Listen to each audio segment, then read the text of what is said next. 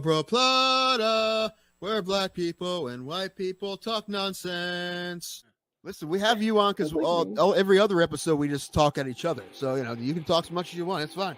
All right. As long as if Ray doesn't have to talk and doesn't have to steer the ship off the road like he usually does, then it's good. Yeah. Look at me. I'm the captain now. There you go. Yeah, you can have it. Good, because we drive it straight into a volcano usually. So, except for that's the heart, Tim, and that can never be mended. You know that. The heart always breaks. Nah, dude, one of your girlfriends take care of that for you. No, they usually go, well, thank you for the free meal. Have a good day, sir. Ray is a 60-year-old man in a 30-year-old's body. I am, yeah. If anyone doesn't know. Nice. His references are like way older than they should be for someone his age. Oh, you know. Yeah. I would love to see that fight. And I would be rooting for Greg Hardy the entire time. Anything. If you've ever wanted to see me in pain at any point that we've been hanging out, today's your day. Ray, they see you in pain every time you do a set. This is true. Damn. Yeah. So Thomas has seen it and Tim's never seen it. No, it was basically if Mortal Kombat was a shitty like Saturday morning cartoon. Like Yeah, exactly. they had like they had a Native American character on there. They had the street tough black guy. Like they had all the stereotypes. WMAC Masters. There it is. It's such a. So cool you're saying it show. doesn't hold up? Is that what you're trying to It say? does not at all. It doesn't look fit full, Ray. Let me see that glass. No, Ray, top it off. This is like goddamn amazing. You got it. Awesome. No, I just want you to follow the rules. What happens if you don't follow the rules? The wheel gets you back again. This is true. Why don't you two fight each other? There you go. I've been We've thinking talked that, about but it. I didn't want to say anything. We have talked about this I'm still out of for shape. years, I man. can't fight anybody right now. I am so down. I will meet him at a weight. I don't care if I have to gain weight to fucking fight Tim, but it would mostly be like it would be a rolling match in the cage. Pretty like much. somebody would take someone down. What's crazy is out of all of us, Tim looks like he's most likely to be the wrestling fan. I see so many fucking guys who look like Tim Danko at AIW shows. It's not even funny. And I love I see him, I'm like, I want to buy him a shot, but it's not Tim, and I get sad. Yeah, and this kid's going to be a star, obviously. And that's what they wanted to happen. They want him to get a big win in London. They were hoping that was going to happen. I mean, did they give him somebody they think he could beat? Well, yeah, but I mean, it's not like Vargas isn't tough. Vargas is a tough guy. And yeah, Pimblett was a big favorite. But that's what they wanted to happen. They want this kid to be one of their next big stars, especially in the lightweight division. And now he's won two fights, one by knockout, right, and one by submission. So now he's going to fight somebody tough. And that division's super stacked. So there's tons of people he could fight. Before you put me on, I'm screaming at my microphone because you didn't put me on. I'm like, she's Mexican, you racist asshole. I don't know Hispanic, you monster. But you didn't put me on because you want to talk wrestling. He had I only had one fight. He had two fights, but my one fight lasted longer than his two fights combined by like a lot. I think these both of his fights were inside of a minute. And how did your fight end, Tim? I got TKO'd in the second round. And there's a lot of guys, strikers that have just became fantastic at takedown defense. I mean, Anderson Silva was good at it. Like Junior Dos Santos was good at it. I mean, those are just the first two I think of. But there's been a lot that, I mean, if you're a striker like that, you have to have good takedown defense. There's been a lot of guys who have great takedown defense, and he's one of them. However, I mean, Robert Whittaker is a striker first. He's not a wrestler. And however, neither really is Cannonier. Maybe a little bit more, but I don't really expect Cannonier to fight him that way. I'm excited to see that fight, though. I don't expect Izzy to lose at all, but I like Cannonier a lot. He's a tough guy, so I'll definitely watch that fight. But if either of us touch the other one's liver, we'll die, Ray. Probably. That'd be fine. I want to be the first MMA death of like a true amateur, where it's like the worst fight ever. How bad would it be if you got MMA fight, bro? Killed in the cage. You got killed in the cage by me. Yes. His liver exploded. Greetings, salutations, everybody. Bro Plata here on a Thursday. Hanging out. StreamYard's pissing me off again. And that's nothing new. Tim. Everything pisses you off. Not everything anymore. Since I've known you, most things piss you off. A lot, actually. But yeah, I would say don't yell at people 98% on a of train things car, piss you off. so What? I don't yell at people on a subway car. So Neither I do I. feel. Well, I know you know people who do. One guy, dude. If you don't keep talking crap about him, dude, if I made a list of like all the garbage from him, then you would have so much more. Hold on. I Right. am not saying that you are wrong in that statement. Of course. I am just saying I have manners when I'm soberish. So you found the one thing you could hold on to, and you're just clinging to that. So basically, No, and the complaining Alan's about screaming on that guy making a joke at the baseball game like a Karen, like to me that was weird. That wasn't Alan though. So Alan screaming on the train is basically your Biden immigration. That's your thing. You got one thing, and you're just gonna ride that real hard. No, it's the It's not immigration. It's the economy, which is being a normal human being. Mm-hmm. Yeah, because everything's up, according to stuff today that was read today. We're all sucking, everybody. Woohoo! I learned though that I would have never guessed this, but I didn't realize that we were producing more crude oil in this country now than we ever have. I would not have guessed that.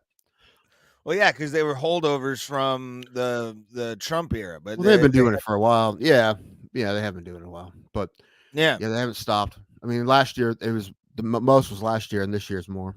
Yeah, you're welcome. Thank you, Trump. Mm-hmm. I can give Biden that opportunity because he's done dick, but it's neither according to you.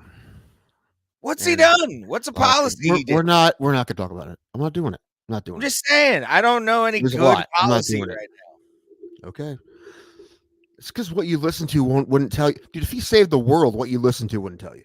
No, I'd cheer for him. If he if he ended world hunger with what little brain power he has left, I would clap for him, not a golf clap, like a full on, like, yeah, fuck yeah, he did it. Like, I give credit where credit's due. I just don't see any that is due right now. Oh, okay. At all. Same thing with fucking the cackler. There's shit where I look at her and I'm like, I'm not gonna into it because I don't want to. I want to do a show and I don't want to get mad and leave. I'm not saying anything negative. I'm just none of them tickle me, and neither does fucking the Don. But who knows what this is gonna bring? This whole fucking weird season we're under right now. Armageddon, probably. So I'm just tired of living here, man. Let's start the cycle again. Like, it's not really as bad as people are pretending like it is. If you stay on the internet, you think the world's ending, but in reality, we're all right, dude. Yeah. Like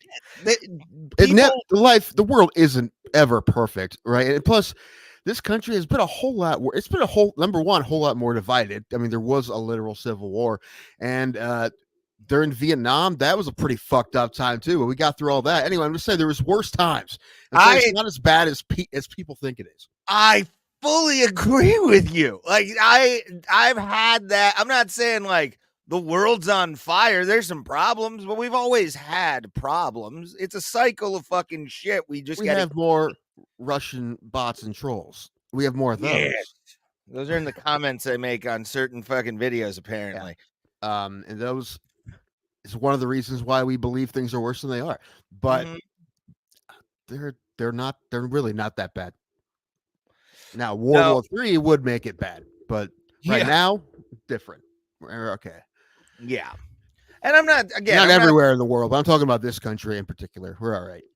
Yeah. Oh, fuck, man. And as long as they keep, the First and Second Amendments up there, we're the best country in the world.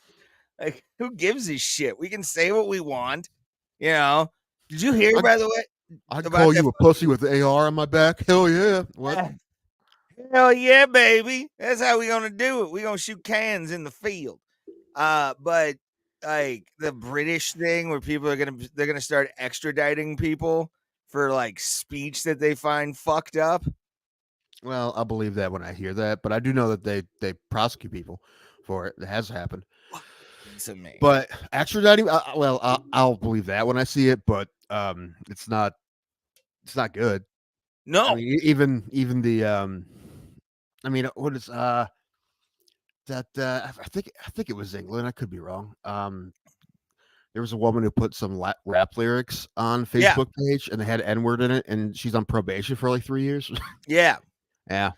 That's insane to me. Like that's where I think like people need to start like looking towards rather than like the things that everybody is focused on online or anything like that. Like focus on the fact that we still have the ability to say whatever we want whenever we want. Even if there are consequences, they're not as bad as some places. You know, Not like, legal consequences, right? No. I mean, it's just they're not legal consequences. I mean, sure, you'll be ostracized or whatever, but you can get over that. Yeah, and you might get fired, but that's because companies are owned by people, and people can do what they want. So that's why. That's why you can get fired, because they can fire you for basically whatever they want. Well, not necessarily, but you know what I mean. Anyway, yeah, we can do what we want. That's good. But yeah, the only thing, done with politics. Talking about politics for this show. But the only thing I'm going to say is, again, what I just said is that it's not that bad. No, and that's the one. That's why I try and tell people like shit's not that bad, and then it's fucking I'm the idiot and I'm the fucking moron, and you're just like, come on, man. Timothy can't focus because he has Chewbacca hair. That's right. Probably is the dude of the Bro Plata podcast. Yeah, I told you last time I watched that movie, I'm just like, dude, that is me. That character just is me right now. I was about to say, I could totally see you paying for like milk with a check. I think a bad check, yeah. For 79 cents. Maybe. I mean, there has been a time in my life. Has been a time in my life where I have like dug through my car for change to buy a beer. I have done that. Oh, I've done that. Yeah. That's why I keep like a couple dollars in my car at all times, just in case I'm like I want a tall boy on the way home.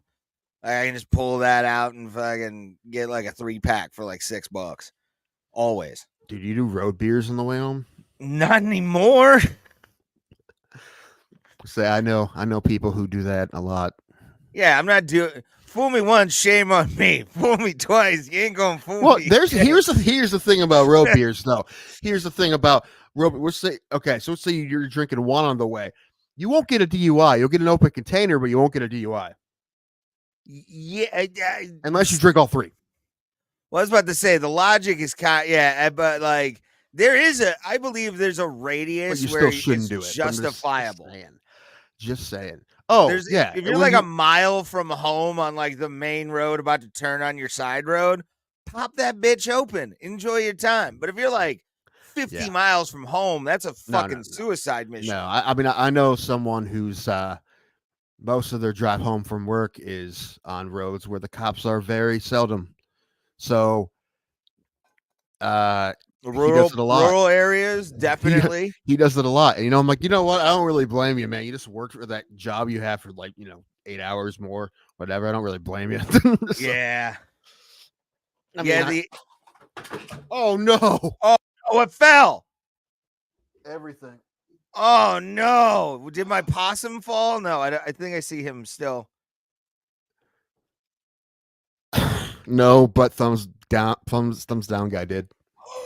Did it break? It did. No! Dude, I'm gonna have to put like bubble wrap on the floor or some shit. Dude, it wasn't even the cats, it was me. Oh no. Oh no. I'm sorry. I'm pretty pissed actually. That's my favorite bubble wrap. You blew it! You blew it! Oh my. Look at this.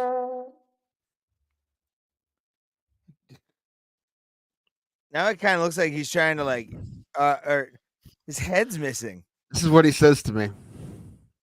Yeah. Maybe I can glue it. Oh, I'm gonna have to play taps now. Dude, Mike Piazza's fine. Crusher Brown's dog, he's fine too. It's this one, man. Wow, Tim, why take your rage out on a harmless bobblehead? 2 joints. I'm really pissed, actually. So.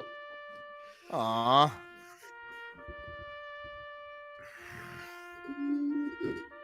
Let me see what happened. Oh man.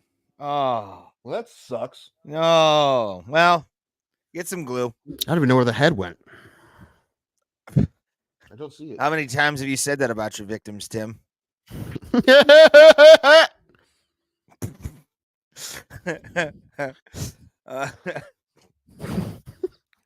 thing about that laugh is it makes you think that I actually did it. Like, I actually have a few. Oh, yeah, because it's a joke, because I don't have victims. I was kind of disappointed in you that you did try and laugh to it. I was just expecting like dead face. But nice touch. Nice touch. I bow to you, sir. That sucks. I'm gonna shit. Yeah. Where's Pulse? I have no idea where Pulse is. I haven't talked to him today. So Should fucking be here. I'm pissed at him for not being here because I'm just pissed. oh boy, do you need to go take a nap for a while and I can talk to the people? I just woke up from a nap, so that won't help. Doesn't it look like I did? Not really. Well, I guess I always look like this. Ooh. I think I have to poop too. Man, that fucking sucks, dude. I know. I don't get one freebie. Like, you can't fall one time and not break. Apparently not. It's like an actual Mets fan, kind of fragile. Yes, I guess. It's that is true. I don't know where the head is though. That's the thing is the head must have exploded. I don't know. Oh no. Well, you have to look for it after the show. Yeah. So that sucks. Oh well. At least Possum's still there, so yeah. I'm happy Possum's safe. That's the one that I'm like, you break that one, I'm gonna be pissed. Because that was so big and it really wasn't that expensive, believe it or not. But like, you told me not to break the other one either, and I did. So well, you get everybody. I can't have anything. Yeah, I was going to say, what did Spider-Man say to Peter? Right. This is why we can't have nice things. What did Spider-Man say to Peter Griffin, sir? Everybody gets one. Exactly. Yeah. This is why we can't have nice things. Yeah, like a fan base, or we don't deserve that either. We'd be terrible to them too. Tim, you can't destroy something violently and then play the freebie card. Come on. Rance don't get one mulligan. Count to angry, dry, drunk Tim. She's going hard today. I love it. That's funny. Oh boy. That sucks though. It does suck. Nah. I mean, I haven't moved this table. Did someone move it on me? No one moved it. Probably. It's weird. I never bump it. I just bumped it today. God moved to watch the Tim. replay. Maybe. Beetlejuice did it. Yes, he did. You never know. I doubt it, but you never know. What are you? If Michael Keaton was in the house and fucked with my shit, that'd be a good story, I think. But I would tell you to hold him there for an hour and 50 so I could come and meet him. I mean, I would drive down for Michael Keaton. Hell yeah. I can't talk about the Pirates for an hour and 50 minutes. I mean, with how bad we're doing right now, yeah, I can. Well, that whole division is garbage right now. Only Milwaukee's the only team that has a winning record in that whole division. Yeah, where are we at right and now? We play Milwaukee tomorrow. This weekend we're in Milwaukee, which would be a fun series. That's the World Series I won right there. Milwaukee, Cleveland. And that's the one that MLB does not want. That's the one they're praying does not happen. Dude, I heard a new fucking rule they're thinking about implementing, and man, I wish they stopped fucking with baseball. It really is pissing me off now. Especially this rule. This one's would be so bad. Making starters go 6 innings. Like capping them at 6 innings? No, minimum 6 innings. Like making them go 6 innings. Yeah, it's fucking wacky. That's not baseball, man. Rule. I know that's not baseball. That's like all-time pitcher shit. Like that's. I know. I don't know what. Just let. That's so stupid. No, don't. No, just fucking let baseball be the way it is. It's doing good. I feel like it's. How about stop changing rules and start marketing it better? Yeah, this fucking Manfred guy needs to trying to fucking figure go. out how to get young kids, especially young black kids, into baseball instead of just fucking changing rules every 5 minutes. Yeah, We're fucking looking at the wrong. this is a Yeah, guy in baseball, man. I think it's real obvious that that it's a marketing problem more than Yeah. I don't think I have no idea how starting pitchers pitch 6 innings is going to make more people watch baseball. I don't get it. That has Four more runs because there's going to be guys getting in there getting shelled. You want 12-10 games. You can't take a guy out when he's getting his ass kicked. Yeah, it's so weird. Why would they do that? I don't know. They're thinking about other things too. Double hook DH is another thing they're talking about. A what? I would double hook with DH. Is that your look like? Explain this to me, Tim. Yeah, like what is this? It would be so that the DH and the starting pitcher are connected. So when you take your starting pitcher out, you'd lose your DH. What the I don't want that either. Is this bullshit that I'm hearing? I don't want that either, but I'd handle that. Thing I have ever heard in the history of sports changes. I could handle that before I could handle the 6-inning thing, but I still don't want it. Give me 6 innings before you do that. Then what the fuck the point of everybody having a fucking DH? Like what you're killing the fucking game, man. 12-6 elbow is another bobblehead and 3. You know, I should just move this table way over. Although what's gonna happen is this thing's gonna collapse when I try to move it, and they're all get up and fucking do it with both hands, you fucking savage. It's fine. But no, that hold on. Like that hurts my brain to even think about. Like, then why? Okay, Ralph or Rob Manfred. Then why the fuck did you change it to the fact to where you took pitchers out of fucking hitting in the National League? Exactly. Why even have a designated hitter anymore? Why not we just go back to pre-70s fucking baseball when we don't have a goddamn DH? Right. And like, so what are you doing? So if your pitcher gets shelled and can't make it out of the first inning, then all of a sudden you got to use fucking pitch hitters the whole game. You're gonna be your bench is gonna be exhausted, and next thing you know, you're gonna have a pitcher playing left field because you got to use all your position players too. Like a lot of guys will be when they're playing those fucking pinch hitting roles along with fucking something else. I mean, you're gonna get a lot of guys injured because they don't know how to play their fucking position. That's like a goalie trying to be a fucking forward in hockey. Like that makes no goddamn sense. Even I still don't think it would, most of the time it wouldn't happen that way. I feel, but you would have pitchers hit sometimes. You'd have to. Yeah. I mean, it would be relief pitchers who never hit, but. Is Rob Manfred just fucking like looking at the game of baseball and going, how can I kill this next? And standing over a fucking cauldron? Like, dude, what the hell is this guy doing? He's like that Finnish dude who made up that fucked up Finnish baseball. He saw real baseball. I find that to be fucking amazingly entertaining just based on like the home field or the home plate throws. The fucking dude invented slow pitch softball.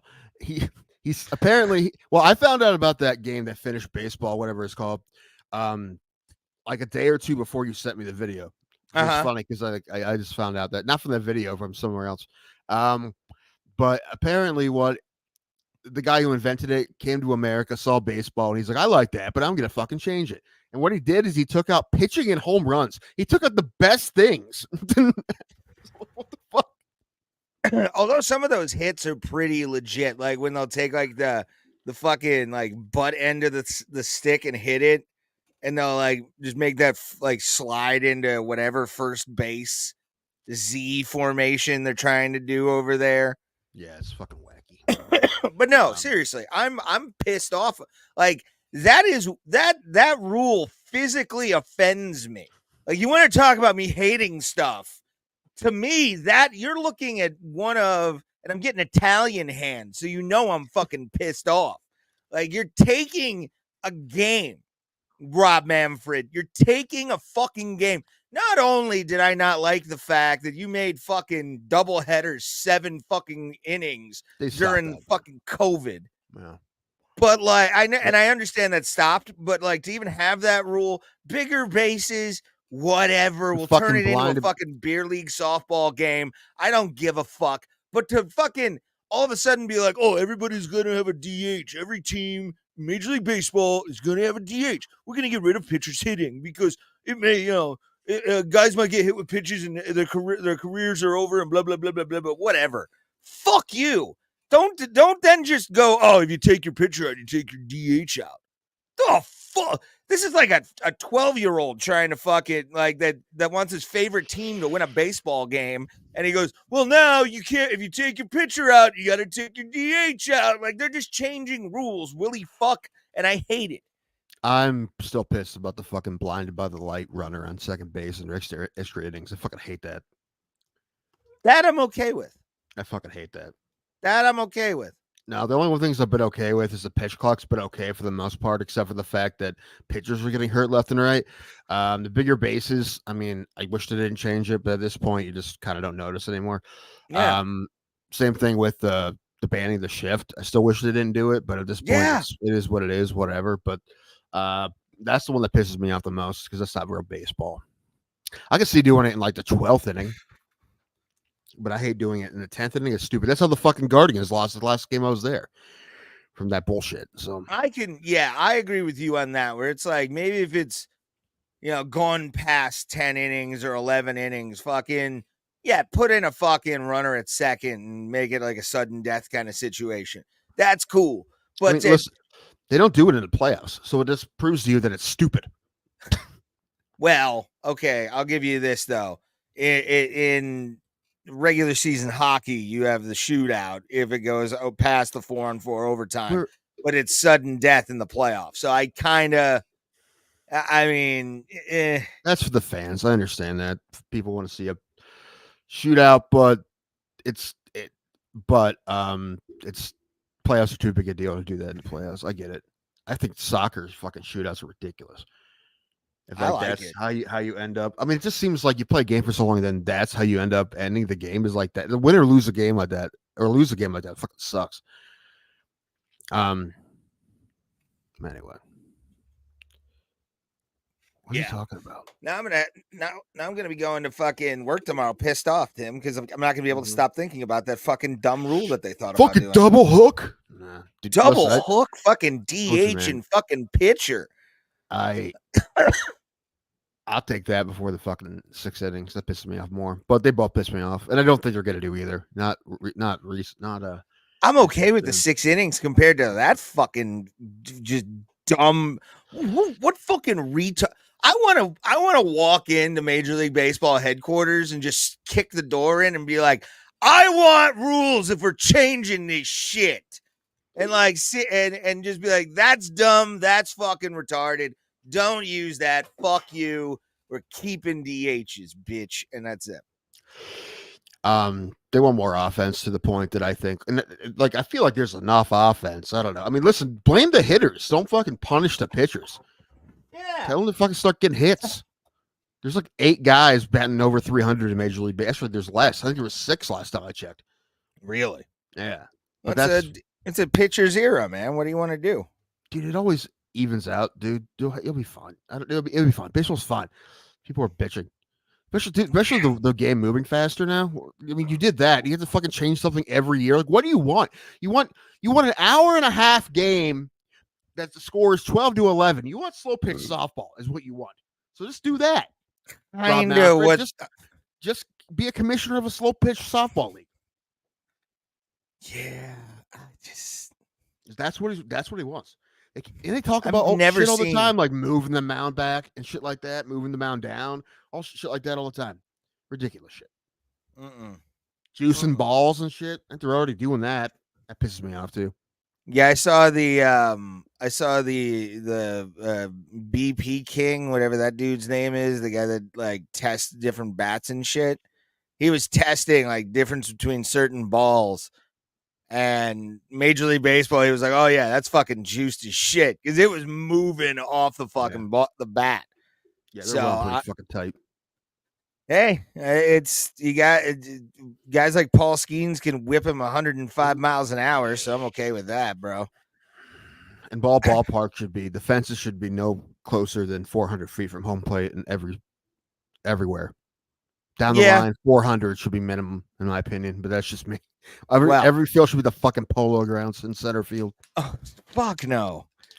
Actually, if it was me, there would be a minimum, but it'd be like 350 down the lines. But yeah, whatever. I think Pirates have like a 390 or something like that in left field. The Pirates at PNC Park. The line's probably like 330. There's no way that the line is 390. 0% chance. No one's that deep in and down the line. The deepest down the line now is left field at Camden Yards, and that's not. That's definitely not 390. I mean, Cleveland down the line, left field line is 325, but they have that wall. Yeah. Oh, left field. I think it's 335 on the other side. Right. I know right field, if you're behind the plate, is 421. And it's because of Roberto Clemente. No, that's not right either. It's 21 feet high. No, it's 21 feet high. That's because of Roberto Clemente. The wall's 21 feet high. That's what I'm saying, though. Yeah, it's not 421 feet from home plate. You got that wrong. Oh. Tim was right.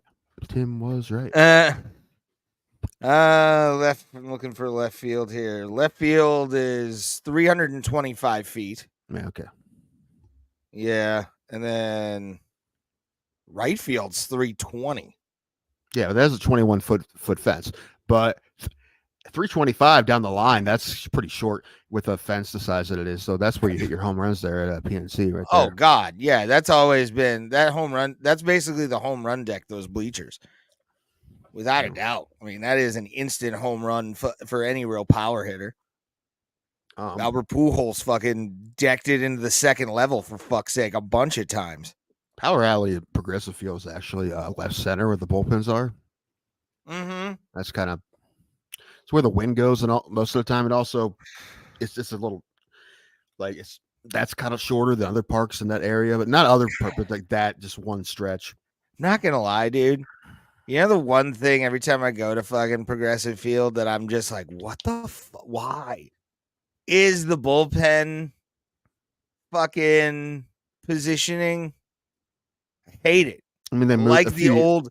I miss the ditch that they would put the fucking opposing players in. And like our boys were above them. It was such a. Well, we were in center field where the bullpen is now, and the visiting bullpen was in right field. Yeah, that ditch. You could just look down and see. It was gross and dark. Yeah, I stopped by there a couple times. You just look and it's always dark. And it's like it's just depressing. You can spit sunflower seeds on Joe Nathan. Yeah, fuck with Greg Maddux and Smoltz if they have days off and just hanging in the fucking pen.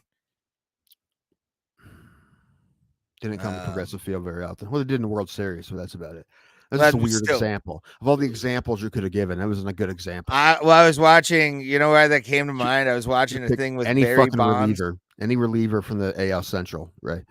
I don't know those people. You just let me have it. I said Joe Nathan. Because I remember somebody yelling at Joe Nathan, and he yelled back at him, hey, what did he say? Let's compare paychecks.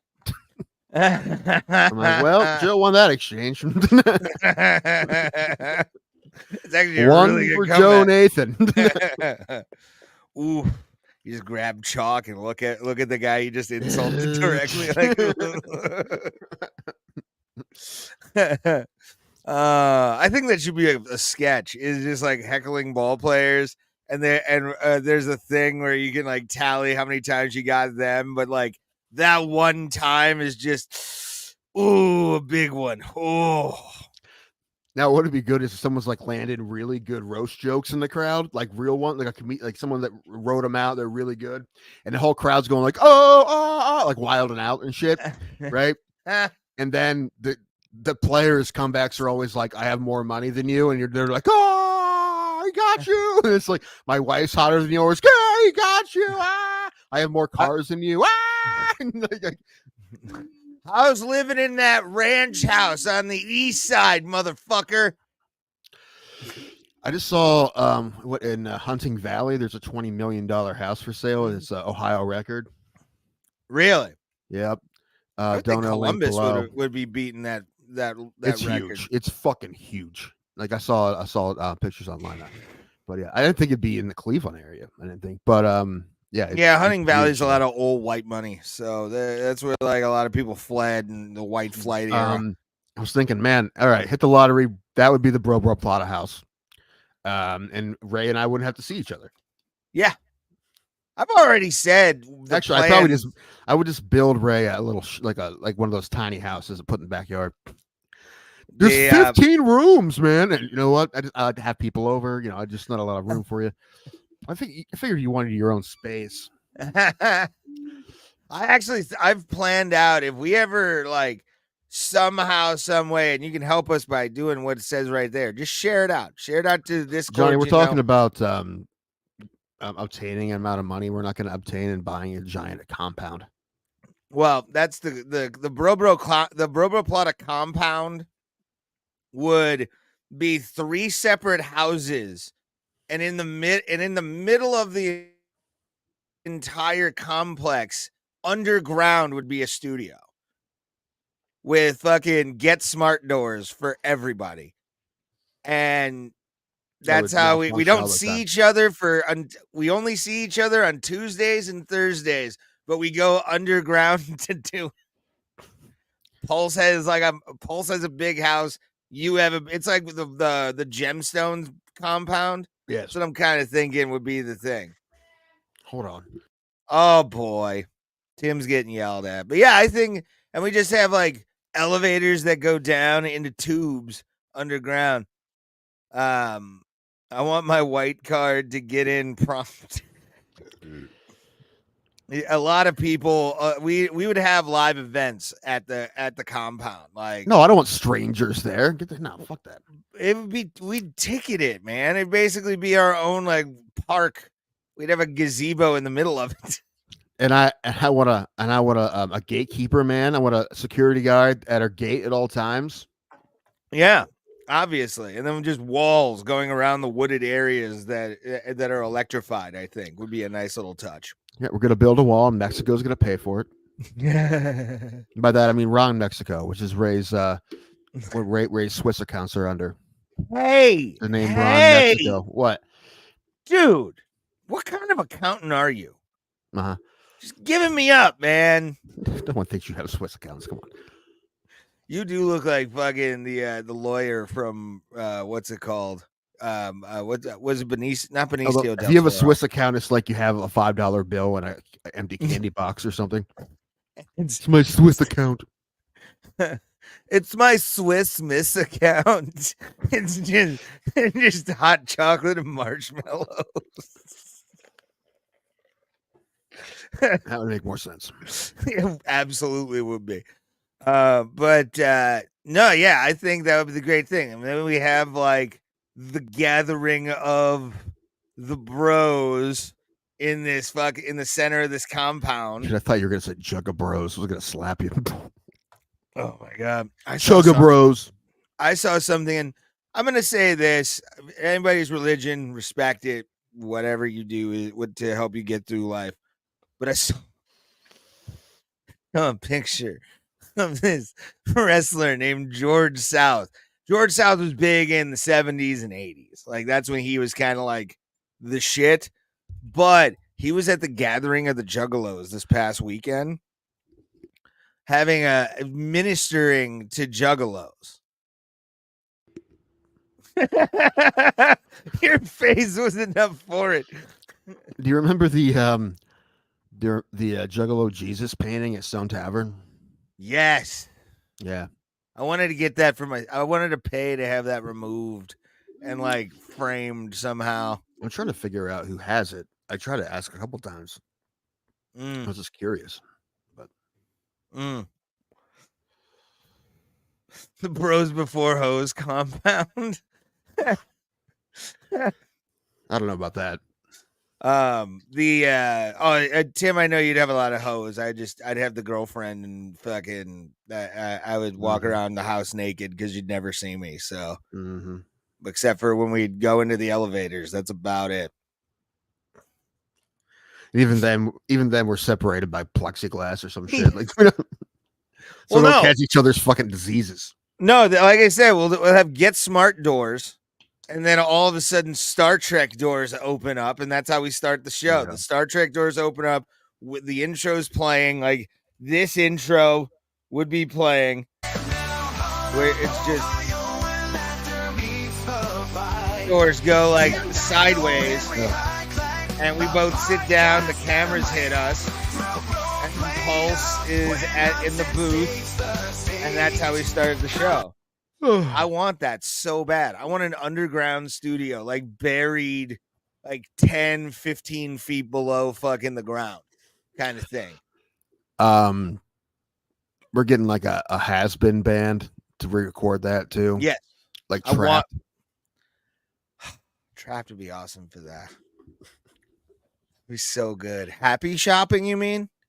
That's right. Happy shopping. Happy. It's still one of the best trolls ever.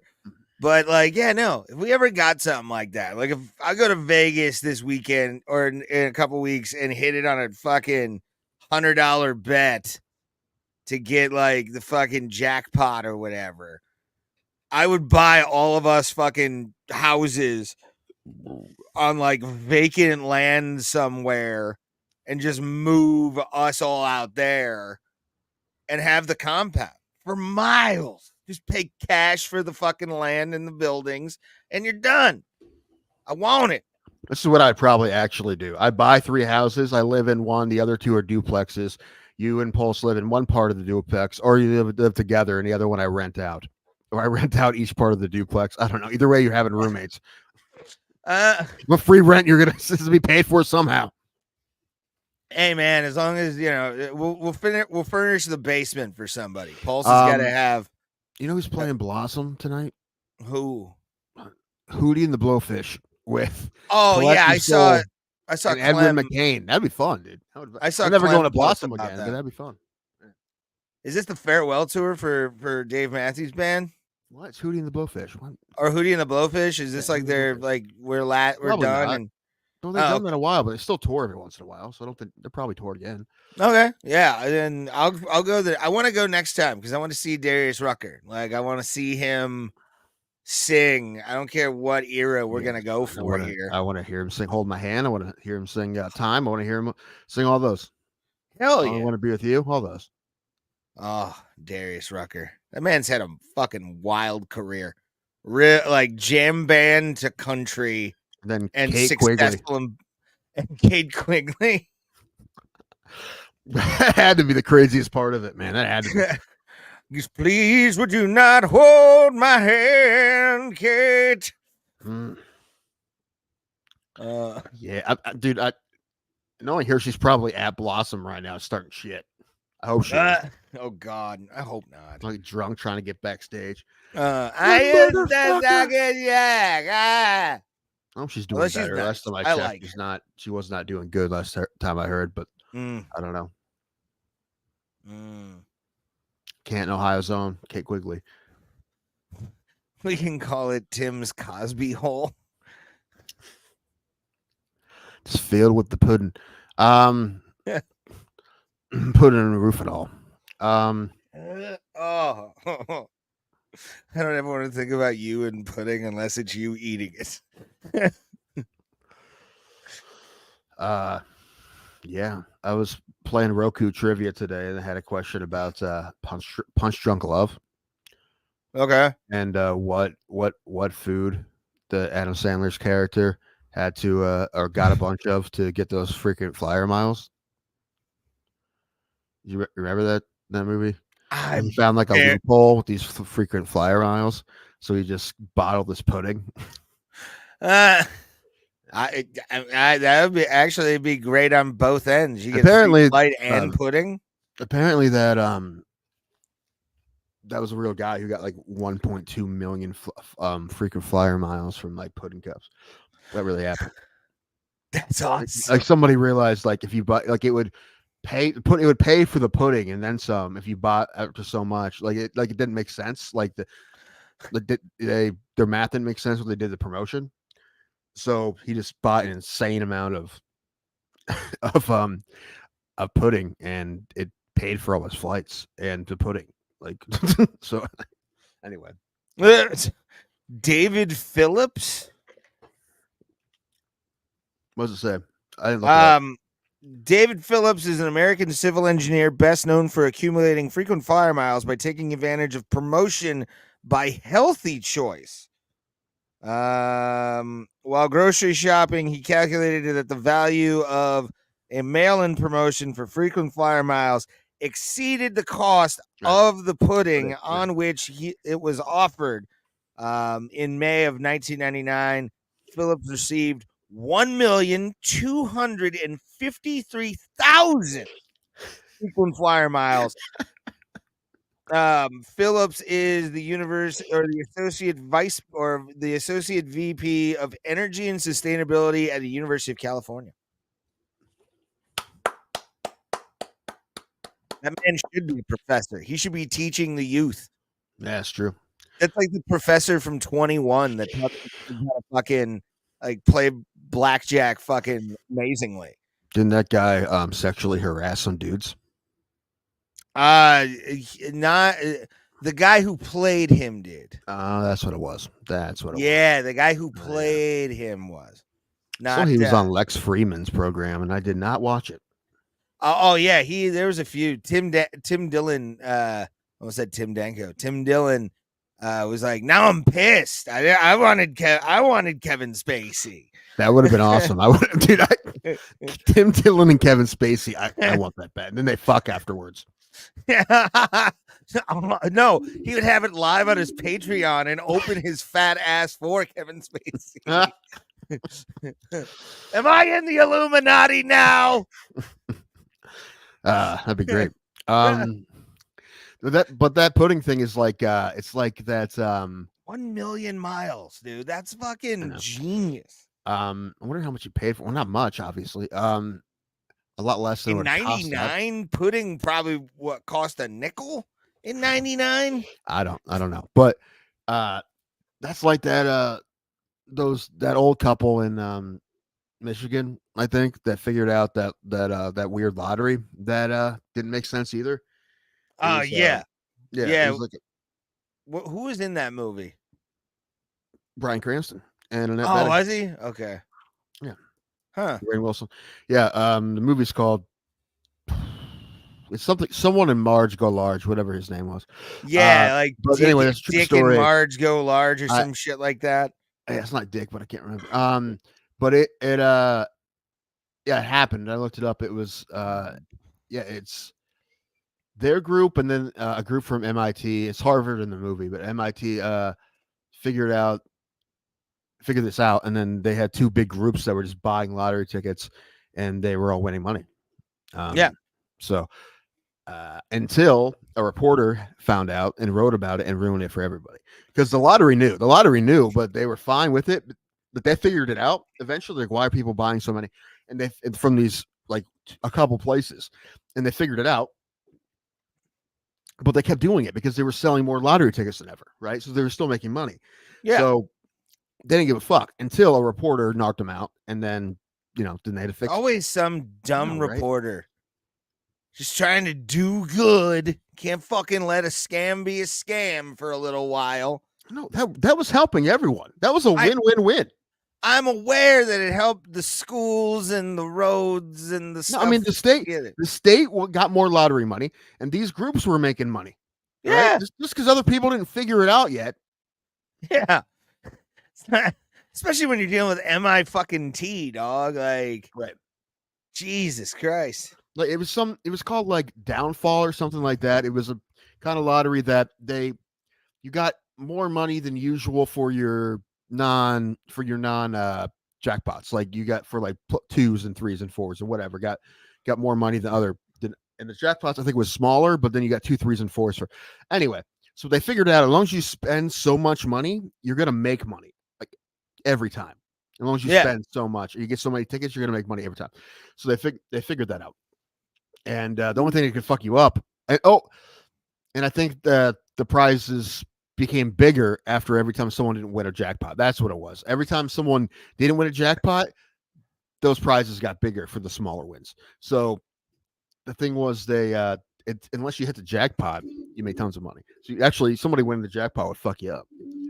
And they never won the jackpot. That's kind of crazy thing about that. Neither of the people in that group, because they had thousands upon thousands, tens of thousands of tickets. Yeah. No one ever won a jackpot. I'm just saying how rare it is to win a jackpot. So. Oh yeah, dude.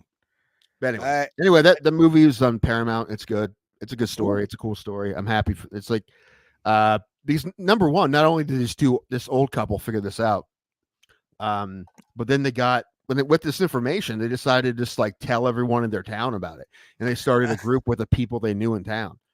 Yeah, and people bought in. Like they made an investment. It was an investment company for mainly just people in town, and all they did was play the lottery. And it worked for I don't know how long. I forget how much they won. A couple million. Goddamn do-gooders, man. I think it was like 11 total, 11 million or something like that. Fucking snitches, dude. I know, right?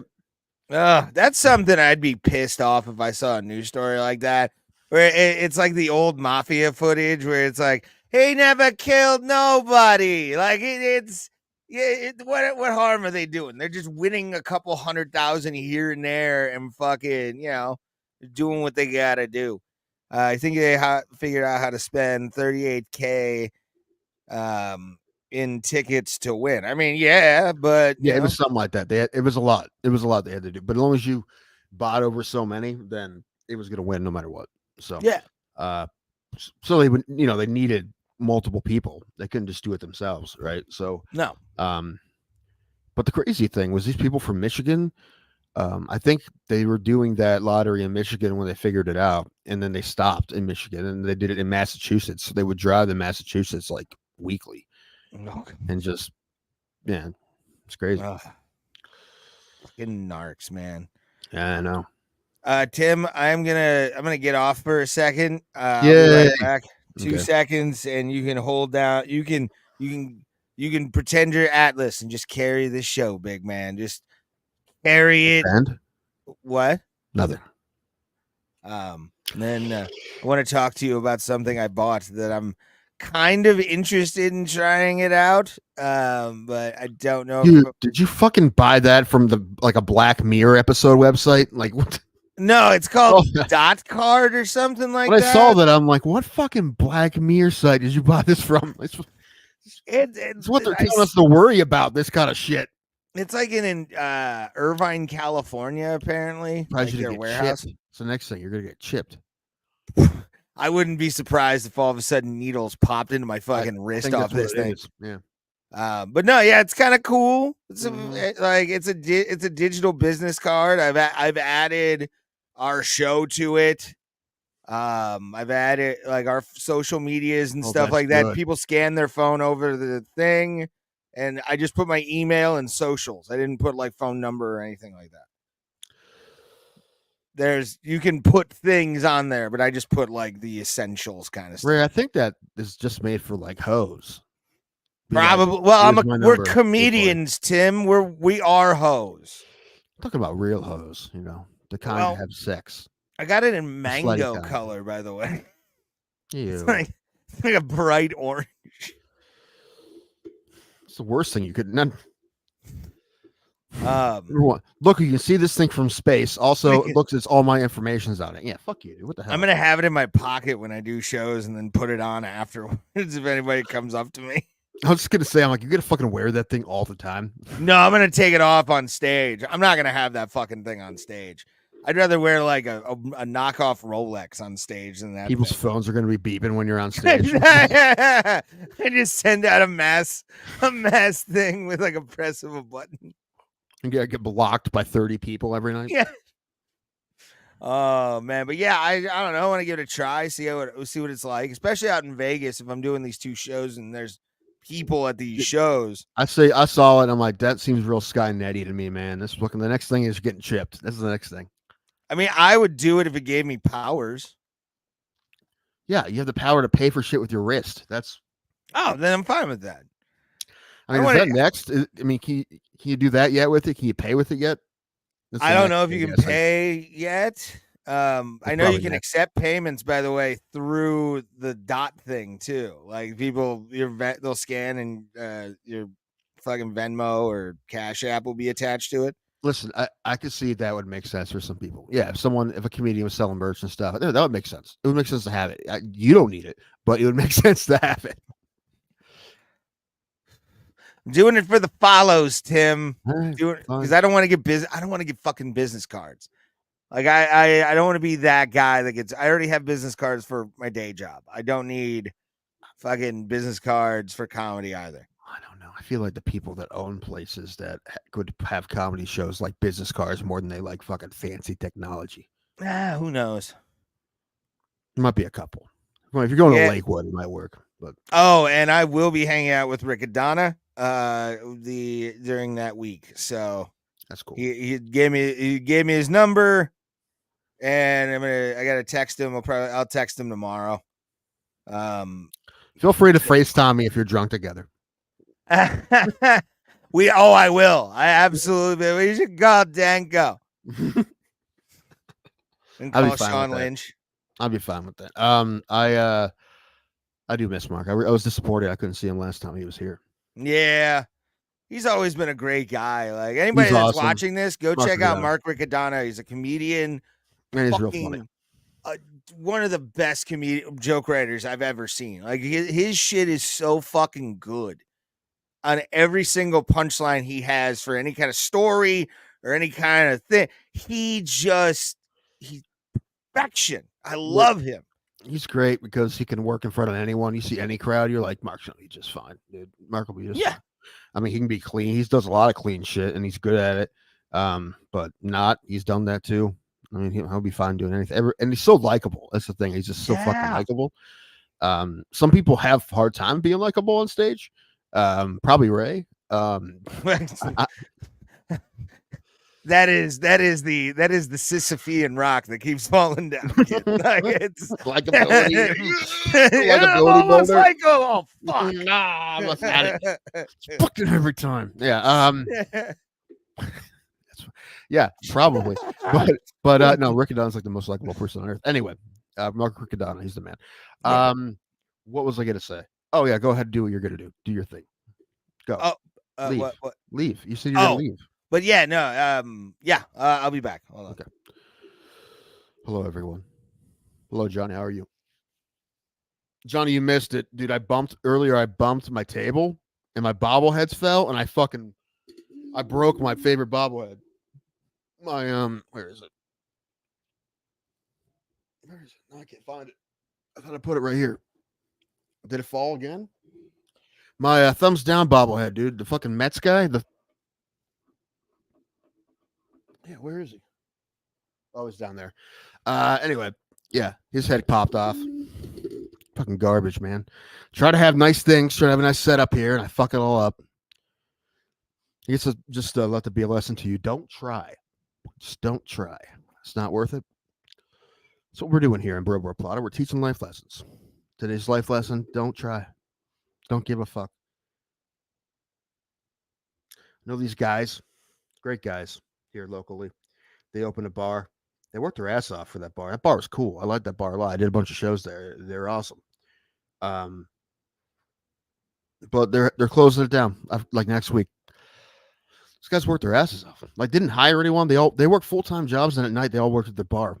And they work constantly just to get this thing going. And it just didn't work. So my point is hard work doesn't pay off. Just be lazy, don't do shit. It's a terrible thing to say to people, but in that case, yeah, sometimes shit doesn't pan out, and it sucks. It sucks for people who, those guys worked real hard. However, if they were saying, "Hey, we're thinking about opening a brewery in New Philadelphia," I would have been like, "No, don't fucking do that. Don't. This town sucks." People complain about not having anything to do here. Then when there's something to do here, they don't do it. So, man, I don't know if I have a dental issue or what, man. Maybe I'm having a stroke. I think I keep stumbling over my words. Hold on.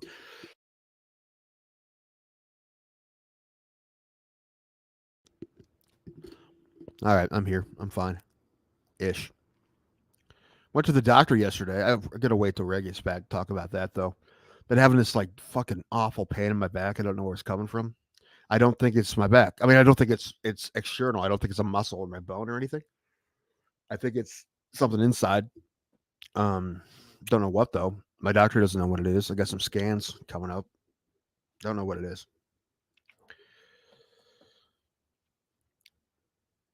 No, don't know. And felt like I was gonna have to go to the hospital a couple times in the last few days. Didn't go. Just power it out, power through it. But actually, that pain in my back was so bad, I almost went to the hospital, but I was able to get a doctor's appointment the next day, so I just went and did that. But she doesn't know what it is. There's more to that, but I'll wait till Ray gets back.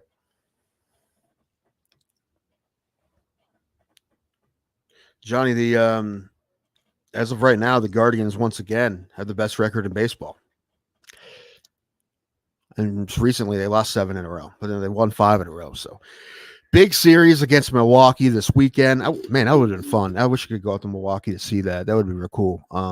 Never been up there, and plus this would be a really fun series because they're both those teams are playing pretty well. And that's my World Series pick. Not what I think's going to happen, but what I want to happen. I want Cleveland, Milwaukee in the World Series because that would piss off baseball. Piss baseball off a lot. So I don't think anyone would watch it. It would just be Cleveland and Milwaukee, but other than that, no one would give a fuck. So, what they want Yankees, Dodgers. What they want, or Yankees, Phillies would be okay too. But Yankees, Dodgers is what they want. We were talking earlier about rule changes. They're talking about. They're talking about minimum 6 innings for starters, which is fucking stupid.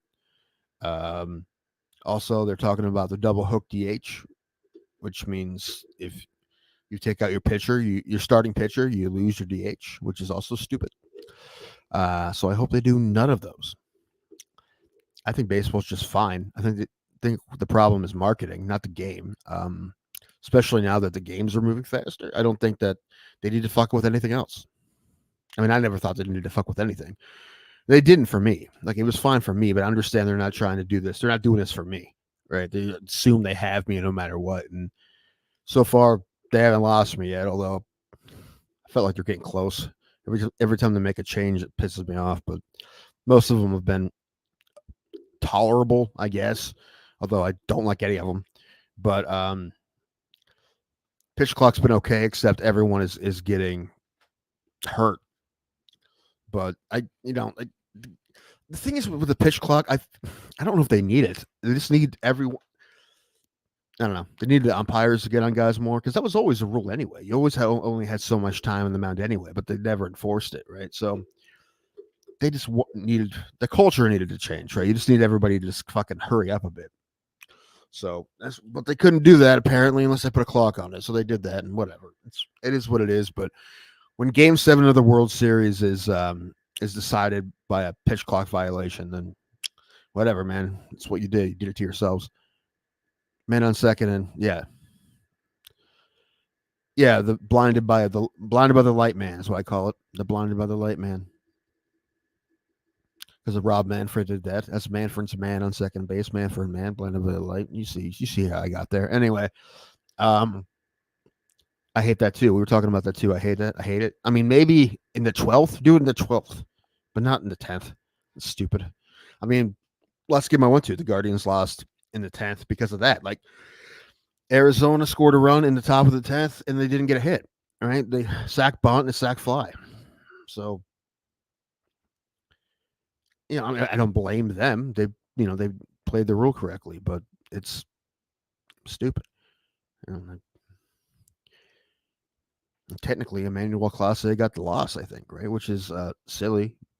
He's probably going to hurt his Cy Young chances, which, I mean, it's been 21 years since a reliever won a Cy Young, and I don't think they're going to give it to him anyway. Scooble from Detroit's pitches so well, but Detroit's not any good. But it usually doesn't matter. I mean, he's pitching pretty great. He's a pretty good record for a team that isn't playing on a team that isn't any good. But Emmanuel Clase's numbers are insane. His ERA, I think, is 0.68. You know, he's been nasty as fuck. So, like, his numbers are comparable to what Eric Gagne's were the year he won the Cy Young in 2003. So, and his ERA is half of what it was right now. Or close to half. I think Gagne was like 1.22 or something like that. 55 saves, and Class A will probably end with like high 40s. But he had 4 in a row, which never happens. I'm surprised they let him pitch 4 in a row, but they did. But he didn't pitch yesterday, and they have a day off today. Yeah, Gagne was awesome. But Class A is having an insane year, and the fact that he'll win like the Rolaids Relief Award or whatever it's called, but and he'll get Cy Young votes. He may even be top 3, but I don't know. I thought about putting money on him because I don't know. Maybe he'll get more momentum down the stretch here if he keeps doing that, especially if other guys fall off a little bit. Who knows? Not saying it's going to happen, but he was like plus 7,000, I think, to win the Cy Young. I don't know. Cy Young's Graves isn't too far from me. I can go visit it and put like manual Class A bobbleheads there. You think that would help? Actually, I would never do that. Imagine if I did that, took a picture of it, put it online, and he started slumping. The whole fan base would say it was my fault. So yeah, I'm not fucking with that. Not fucking with any of that. I never been to Cy Young's grave though. It's not that far from me.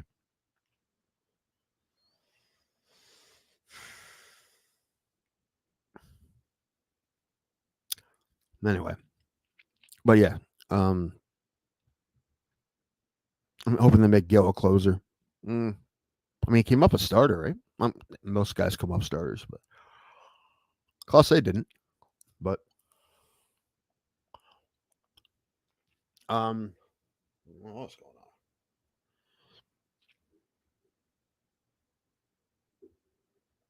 on? But the second to last game of the season, the 28th of September, is my birthday. I think we're going to the game. Me and my buddy are going to the game. So I might get kicked out. What I'm saying, I might get so drunk I get kicked out of the game against Houston. Booing Jose Altuve. I probably gonna get kicked out for calling Jose Altuve a racial slur. Could happen. You never know. Like right now, I wouldn't dream of it, but then who knows? In the moment, I don't know. Especially, I don't know where my seats are going to be. Am I close enough for him to hear me? If I am, I don't know. Not a big Jose Altuve fan anymore. Used to be.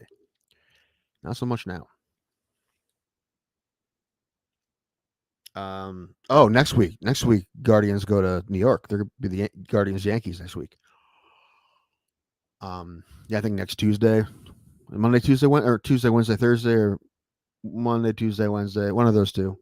Go fund me in advance for Tim's bail. That's true. That'd be great. Let's do that right now. Or you just dono link below. It's for my bail for going after Jose Altuve for being a cheater. But yeah, Guardians, Yankees. That'd be cool to go to too. I wish I could, but I feel like I do want to go to every stadium, but I feel like the New York ones might be the last ones I go to. Well, I don't know. Anytime I just happen to be up there, I'll go. But it just seems like the biggest pain in the ass. Like it's not a pain in the ass to go to Pittsburgh or Cincinnati, right? New York is a whole thing, right? You got to find somewhere to stay. You got to figure out what trains to take. It's a whole thing. Yeah, that's why I'm glad I'm just Ubering to the places I'm going. Thank God. Yeah. Well, that's the thing too. If you go to Yankee Stadium, I'm sure you can't fucking Uber to Yankee Stadium. I'm sure it's a pain in the ass.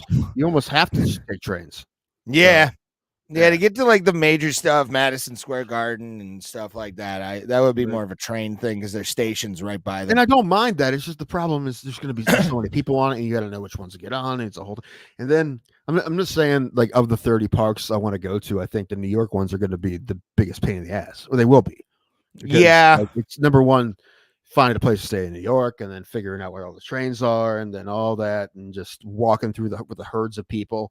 Like Baltimore was easy as fuck, dude. I got a hotel downtown, real close to the stadium. I walked to the stadium from the hotel, walked back, easy, fucking easy, right? But Nice. New York would not be that easy, right? So, plus I still have an unpaid parking ticket in New York. I don't want to know what it is now. It's probably insane. It was insane when I got it. Yeah, I probably get arrested in New York next time I go anyway. So You'd be one of the only people that ever get arrested in current day New York. They're letting fucking heroin junkies go after stabbing a bitch and fucking. They're like, well, you didn't pay the fucking parking ticket. You should have fucking paid it when you had it, motherfucker. maybe I didn't have. Well, the reason I didn't pay it is because I didn't have the money. Usually fill in our stadium. 40K 40K plus people is insane. It is. I mean, how much does thing hold now? 20,000? What? How much did the Progressive hold? I think 34, 35, about 35. I think they keep taking seats out, but yeah, 35-ish. They had 30,000 last night for a Wednesday game. They've been having really big crowds. I mean, there wasn't a giant crowd when we went, but that was because the weather was shit. And it was supposed to be shit. It ended up being great, but there's a lot of empty seats that weren't empty when I bought tickets. Like they probably were people that no-showed, a lot of people. Mm-hmm. So because the weather could have been bad, it wasn't, but it said it was going to be bad. But usually in any game this year, I'm looking for tickets for. A lot of them are sold out. Not sold out, but a lot of tickets are sold for every game. Like there's not a lot left for any game. In the good spots, there's always if you want to go up top, there's always tickets. But yeah, I would do that and then just kind of mill about the stadium and then watch like some innings, grab some beer. Which by the way, I think I haven't told you yet, but I'm gonna be this guy when I go to Progressive Field for the Pirates game.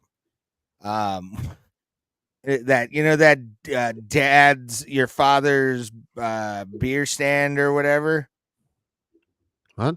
It's like I forget what this beer stand's called, but it's like your dad's beer stand or something like that, and they have like beer they have like Iron City and all that kind of stuff. I mean, there's a bunch of bars with different. I don't know what you're talking about though. It's like in the main concourse. It's towards the backside. It's like behind all the fucking restaurant booths and all that kind of stuff. It's this little tucked away thing called like your dad's beer stand or something like that. And they specialize in like regional beer. And Iron City they have cans of Iron City. Like the coolers? No, it's like it actually like they have tubs of beer and everything like that. I have no idea what you're talking about. When was the last time you went? What? When was the last time you went to the stadium? Oh, with you? All right, so you could be making this up. Okay. Anyway, I don't know. There are definitely spots where they have tons of different kinds of beer, but they're in the coolers, and you do self-checkout. That might be what it's called. I don't know. It probably has a different name, but anyway. So the point is, you're saying you're going to drink Iron City. Okay, you can do whatever you want. Yeah, $90 Iron City or $9 Iron City. That's up to you. Oh, this is when is this from? This is 2011. Okay, never mind. Could be gone. Oh, it says section 1. Or this is 2012.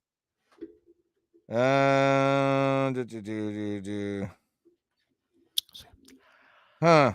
But listen, they do have places where they have different kinds of beer, and I have seen PBRs. Although usually the cheapest is like a Coors Light. That's usually the cheapest thing to do, I think. But yeah, I'll go to I'll drink the cheap shit. I don't care. Usually the best way to go is Coors Light Tall Boys, I believe, because you got to get the ones that not the guys not the ones from the vendors, the ones from the coolers they're the biggest ones. And you get those like 24s or whatever from the coolers, and those are, I don't know how much they are, like $14 or something, but that's like still like the best deal somehow. Yeah, you're talking like $7 a beer, which is still, and you're getting 2 out of it because it's the big ones. That's what I'm saying. It's like you're drinking a can for $7, which It's Not a lot, that but bad. for a baseball game, and it is what it is. With inflation, it charts. I mean, it's Well, actually, it some of the food doesn't seem as bad anymore. It really doesn't. Like I had a barbecue mac and cheese that was $15, and I'm like, everything's $15 to eat. So that's not that weird anymore. I got ice cream for my niece. It was $5. ooh. I'm like, I'm not complaining about that. I mean, it was like a cup, like it wasn't a lot, but I'm like, I'm not complaining about this. No, Nothing's under $5. So no. anywhere, not just at a game, nothing's under $5. That's why So- I'm really gonna stick close a lot of the time for fucking Vegas because and just eat the options at the Rio if everything and just try that out because I'm not spending that much money when I'm out there. This thing about the horseshoe I didn't like, which is kind of a bummer. Their food options in the hotel were kind of lame. There wasn't much. Yeah, I don't know what the Rio's gonna have. But there were those bunch of restaurants right across the parking lot, or the not parking lot, but the Park the street basically. But the what I mean, valet or whatever. Yeah.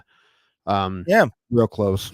But yeah, one day I went to there was a Nathan's hot dogs down there, right? And then Johnny Rockets. That's what it was. It was Nathan hot dogs and Johnny Rockets and something else. Yeah, it was like a food court, like a mall, but it wasn't great. It was just fine. But we did it a couple times, right? And no, I definitely had chili dogs. Wahlburgers. Wahlburgers was not That Snoop Dogg. No, that was that Snoop Dogg hot dog place. It wasn't a Snoop Dogg hot dog place. Yeah, what? Or like Snoop Dogg was like a spot, like a fucking spokesman for it or whatever. It was right next to Wahlburgers. That was I don't know the name of it. I forget the name of it. It was a good fucking place. They were good though. They were good. But yeah, they were like $18 hot dogs, but they were good. Yeah, they were quality ass hot dogs. The chili was top fucking notch. I forget I think I get a pastrami dog. Yeah, I think I had pastrami on mine. So it was basically like a sandwich on the hot dog. It was awesome. And it was good. That's where we went before the show or the fights. Yeah, the Coney. The one place I'm definitely looking forward to is on Fremont is the Coney dog place at the D. The D is that place is awesome, and then the Heart Attack I'm gonna go to. I really do love hot dogs. I was talking to my uncle about that. Like something, I don't know what brought it up. I'm like, have you been to that place? He's like, yeah, I've been there a couple of times. I'm like, of course you have. And I'm like, I can see my uncle and his friends going to that place. Anyway, but I was gonna say, hot dogs. Yeah, dude, I can crush a hot dog, dude. Especially like place that has like big, thick hot dogs. That was my undoing for my OVI, man. Was my love of hot dogs. I heard hot dog, or I thought Gecko, they're gonna have hot dogs. I'm gonna mow and fucking sober up, and nope. Handcuffs. Well, you could have. You just got in my car. I know. You didn't listen. Just living on the edge, man. Riding a lightning bolt. You know who has good hot dogs, and it's actually embarrassing for me to say this, but Sam's Club, they have that cafeteria. You know, you spend $1 and you get 2 pieces of pizza and a drink. And I think it's a hot dog. Costco has that too. $1, but the hot dogs are like this big around, and they look awesome. Deli dogs, baby. So every time I go there, I'm like, yeah, dude, fucking crushing hot dogs and pizza. Like, I spend $5 and eat more food than I could possibly eat. It's definitely a nice. If I lived by a Sam's Club, I'd probably go there a lot. Just walk in and be like, "Oh, I'm inquiring about a membership," and then just walk in and go get food and come out. Yeah, that would be nice. It would be nice. Oh my god! What? Oh, I'm fucking tired, Tim. You're fine. Am I? No, probably not. But I went to the doctor yesterday. Went to the doctor yesterday. Are we figuring out finally what's wrong? We're trying, but she has no idea. She's like, I don't know what it is. She doesn't know. This weird pain in my back. She doesn't know what it is. She thought maybe kidney stone, but it's too high up. But she's like, well, let's test your urine anyway. And she's like, well, there's blood in your urine. I'm like, well, all right. She's like, well, maybe it's a kidney stone. So I'm getting a CT scan, but I don't think it's a kidney stone. Wouldn't it be funny if it was just like your kidney stone, your kidneys look like a bag of fucking marbles. Just it'd be horrible, but it's just from the amount of fucking drank you drank when you drink. I wouldn't be surprised if it's just lumpy and full of stones. Maybe. Who knows? Oh, your poor liver. It's like 2 sandbags. Darker than midnight, your liver. Maybe. I know my lungs are fucked. Then she's like, well, maybe your gallbladder, but it would be on the other side. So I don't know. Get a chest X-ray too. She's like, make sure there's not a clot in your lungs. She's like, but if there's a clot in your lungs, it wouldn't be on and off. It would be constant. She's like, I don't know what it is. I'm like, all right, whatever. Well, I got tests to do, but I don't know. Well, go get those tests, man. I want you around for the Bro plot explosion. I have to wait for my insurance company. I have to wait for my insurance company to okay it first. So. I have to do training with my uncle tomorrow. I was supposed to like last week, but I got COVID. But apparently he's better now. Finally, he got pretty good. Apparently, he I was watching this video for the training. That's like it's an hour-long video, and it's just like a Zoom call that they put on the training. It's like it was a guy from this company that runs the training doing a call with this other guy's real estate company and his employees and telling them how to do things right because I've been screwing up. So basically it was like I was watching this. I'm like, dude, this is like a shitty 2024 Zoom remake of Glengarry Glen Ross. I'm like watching this. I'm just like, is he gonna say coffee is for closers? Like anytime? We need or put that donut or put the coffee down. Always be closing. Always be. Have you made your decision for Christ? Did you see that thing I sent you? That's what is it? One of the Calkins and then Bob Odenkirk and Bill Burr are doing Glengarry Glen Ross. Yeah. I'm excited for it, and I want to go real bad. I wish I could. I hope Bill Burr is playing Alec Baldwin's character. Nobody else should fucking play that character but Bill Burr. I doubt it. He's probably playing one of the salesmen, but he plays Gil. I haven't seen him in a long time. There's that character that is based off of Gil from The Simpsons. They're like, everything's looking up for old Gil. Yeah, I forget the dude's name, but he was like a legendary actor. Is it Bob Newhart in it? I don't know. I haven't seen that movie in so fucking long, dude. Me either. That scene though is so intense. It's up there with the Pool Hall. What's that movie? Pool Hall Junkies. With Christopher Walken, where he goes, "You ever see those nature documentaries on the cable?" It's like a motivational speech. I listen to it a lot. I said, second prize, set of steak knives. Third prize, you're fired. Yeah. You ever see Boss Baby? No. You don't need to watch it. But I was watching it. Came out a while ago. So like my niece was younger, pretty young then, and I'm watching it. And Alec Baldwin voiced the baby. Yeah. And there's a line in there at some point where the baby goes, "Cookies are for closers." And I laughed and I'm like, ha ha. I looked at her. I'm like, that one was for the adults. Thanks, DreamWorks. They understand me. I get it. They know there's people watching this who rather not watch it. So you're sitting there next to your niece. Ha! And yeah, pretty much. That's probably exactly how it went. Like, ha! I got that one. You geniuses. Glengarry. I saw that already. Somebody had shared that before you sent it to me. I'm excited to just. Are they gonna like tape it, or is this like a play? It's a play. Oh, yeah, they're doing a run. How long I don't know, but dude, I did go see. I saw Red on Broadway when I was in high school. We went and we saw Red. But I haven't been since. And I would love to see especially actors I know, that'd be awesome. See him act live, that would be fucking sweet, dude. You don't get to see that too often. So that would Especially be sweet. Burr on Broadway. Burr and Odenkirk, that'd be great. Burr's the most interesting one because he's like, even though he's a good actor, I mean, he was really good in Good for him Mandalorian. for doing live theater. I bet he's terrified, which I would be too. But good for him, man. He's doing new shit and trying everything. I would think it's easier than stand up, to be honest with you. I mean, even not, when hold on, not for a stand-up comedian though, right? Like it's that Bill Burr's been doing that for 40 years, right? He's good at that. This is completely different. But think about, and it's not just him, right? He's working with other people live on stage. All the stand-up. That's what I'm. Well, I was about to say though, it's less scary though because he's been up in front, and he has people to like. Dude, I guarantee play with.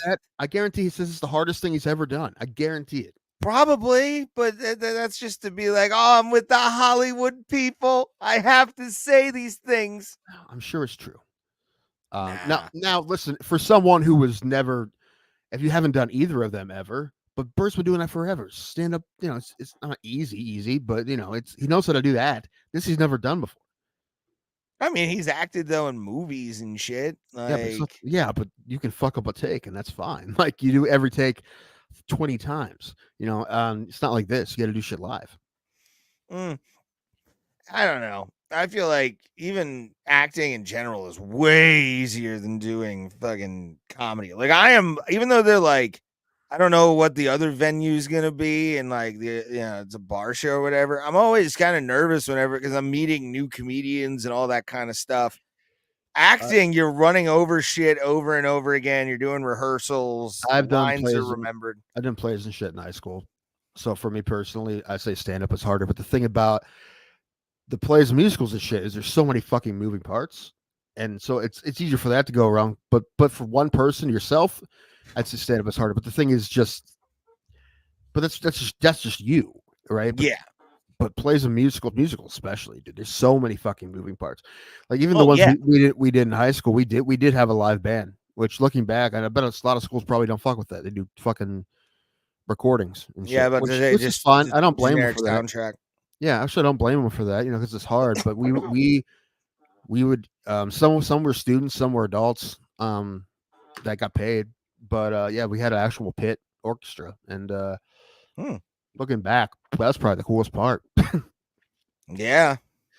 I did find I do have I have an actual cassette of the one I did, and I have a DVD of the other.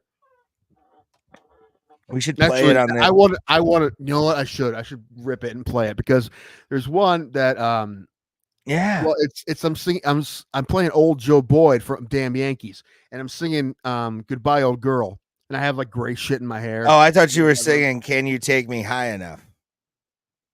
Higher? No, I thought it was Can You Take Me High Enough? No, the Damn Yankees song.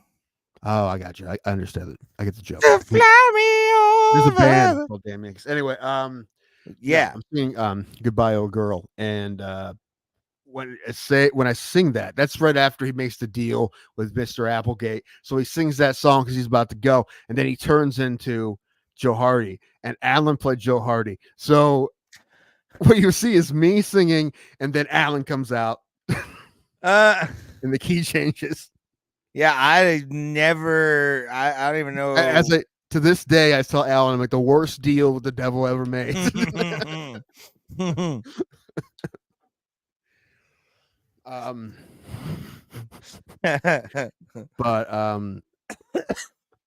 And there's another part of that. There's three of us singing. It's actually pretty good. It's me, Alan, and that girl Kristen, who you kind of know. It's all three of us singing together, and it's really good. Actually, I actually wouldn't be embarrassed to show you either of those. So I like it.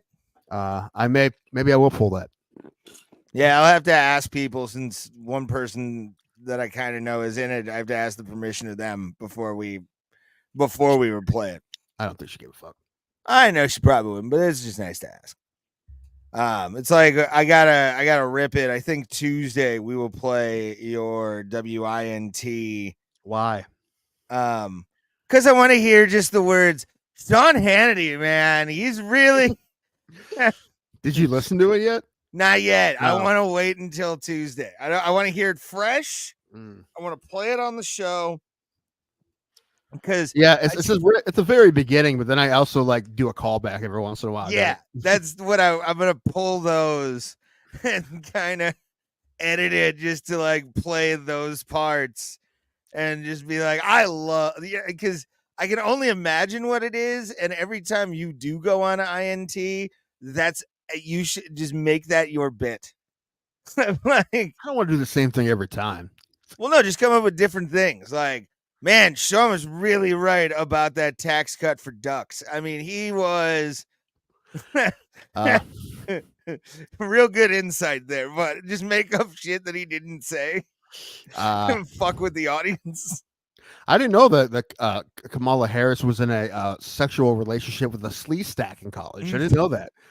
Did not know that. Yes, it was. Well, I was about to say it was between her, the sleaze stack and Chaka, and she just didn't like the hair. Oh, Chaka, he never got anything. He was always the one who got. Remember that Land of the Lost movie with Will Ferrell? Barely. I didn't even watch it. I had no interest in seeing that movie. So there are funny parts in it. There are, and most of them are Danny McBride. Well, yeah, Danny McBride's the man. Yeah, I love Danny. I love that he's famous. I love that and I mean he's obviously brilliant and he makes great shit. Yeah. He's made some not good shit as well. Your Highness is a bit of a swing and a miss. Although next time I watch it, I probably will be baked out of my mind. I still haven't gone to the weed store. I keep thinking about it, but I will. Yeah, you should I'm find out what the prices are too, so I can give you money for the next time. I don't know. I doubt they'll be any cheaper than yours. The one by you. Well, no, just when we do like live streams down in the basement or fucking you come up here once I get a place. Well, it's easier. Can't you just make it convenient for me, Tim, please? Nah. Terrible host you are. I'm nervous because I don't know what to do when I get in there. It's probably gonna be again, first thing. You're gonna ask what I want. I'm like, I don't know. Well, that's gonna be my thing. I'm gonna tell you right now. You need to worry about first is the ID, having it out. That's easy. Okay. Exactly. But some people do not know how to do that yet, and I've witnessed it a few times. That's fine. I'll have it. Okay. Other than that, after that, what do I do? It's probably a touch screen where you'll fucking pick what you want. It'll have the taxes figured in once you're in your checkout, because that's what I've gone to the last couple times. So I've seen pictures. I didn't see kiosks. Okay. If it's like a storefront, that's fucking awesome. If it's like display cases. They have some shelves, but I think most of them are like behind the counter. So they'll probably ask me what I'm looking for, and I'm gonna be like, I don't know what I'm looking for. Well, again, that's why you just go in, have your ID, have cash. They all have cash on you. They take card. Do they? Yeah, I checked, but they charge you like a $3.50 fee. So I said, go to fucking Sheets or another fee-free fucking thing. Get out like $100 and that's your day. $100, but no, I'm not spending that much money. I have a 20. You don't have to wallet. spend that much money, but you have to account the high taxes, dude. Like I have a 20 in my wallet. That's all I got. That would get you absolutely nothing. I don't need that much. Look, I saw I saw their shit online. There's like they have a little 2-pack of sativa gummies for like $7. Okay, and that sounds about my speed. So okay, that might be what I get if they have those. How about we make a challenge? By UFC 306. Raheem, hey, thank you, sir, for reminding us to talk about fights. We will do that. Yes. We will. Thank you, Raheem. Yes. Yeah, we'll talk about those in a minute here. I have the Tapology pulled up, so but the Tapuria Fazeev would be great. Well, hold on, I thought it was Tapuria and Holloway. Wasn't it Tapuria and Holloway that was announced? Something happened. Max Holloway. News. Future as a future world champion. Fight ready. 308 Taporia. Nothing. Oh, fantasy fight. Oh. Well, dude, him and Holloway is going to be pretty great. So, Yeah, it will be. So, I mean, What if Max does it again? Dude, Like, what if this is his I wouldn't second run? I don't understand Tapuria versus Fiziev being your fantasy fight over Tapuria and Holloway. I mean, those will both be great fights, but Tapuria Holloway is going to be awesome. Yeah, I might actually have to start watching pay-per-views again. It's like I'm gonna tell you, dude. Like, Anyway, what did you say about finish your thought before we get lost in it here? what was my thought? You said something about let's make some sort of deal. Oh no, I want to I want to I want at least by October. I want, and I will buy them myself as well from my local dispensary, an edible show. Yeah, where you and I both do. I've never been edibles. high on the show. I tried one time, a long time ago. I took one before the show, but it was a pill, and it took forever to kick in. I know pills are usually the worst ones. Although, that was right my speed, though. I really like that. That was my thing. I think about 15 is good for me. That's what I like, 10, 15. But although when I'm looking on their website, the store's website, they may have other shit in the store, but on the website, everything's like no less than 150, 200 milligrams. I'm like, I don't need that shit. I need a 20 at most. But although sativa, I haven't messed with. I don't know. I'm kind of interested. Yeah, you might want to do sativa. I'm going to. The sativas I've had have definitely affected me differently. I mean, they're supposed to. I know that, but my whole life, it's basically indicas, right? So, or something like that. Dirt weed indicas or whatever. So, it's been a long time.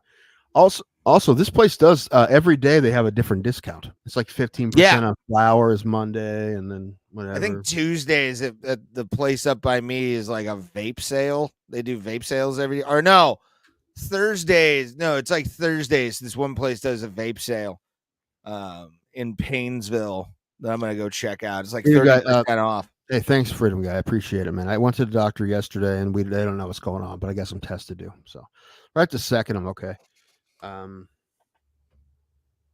Make sure to share us out, by the way, and you will get entertaining content like the internal medicine talk that we are doing right now, guys. Right.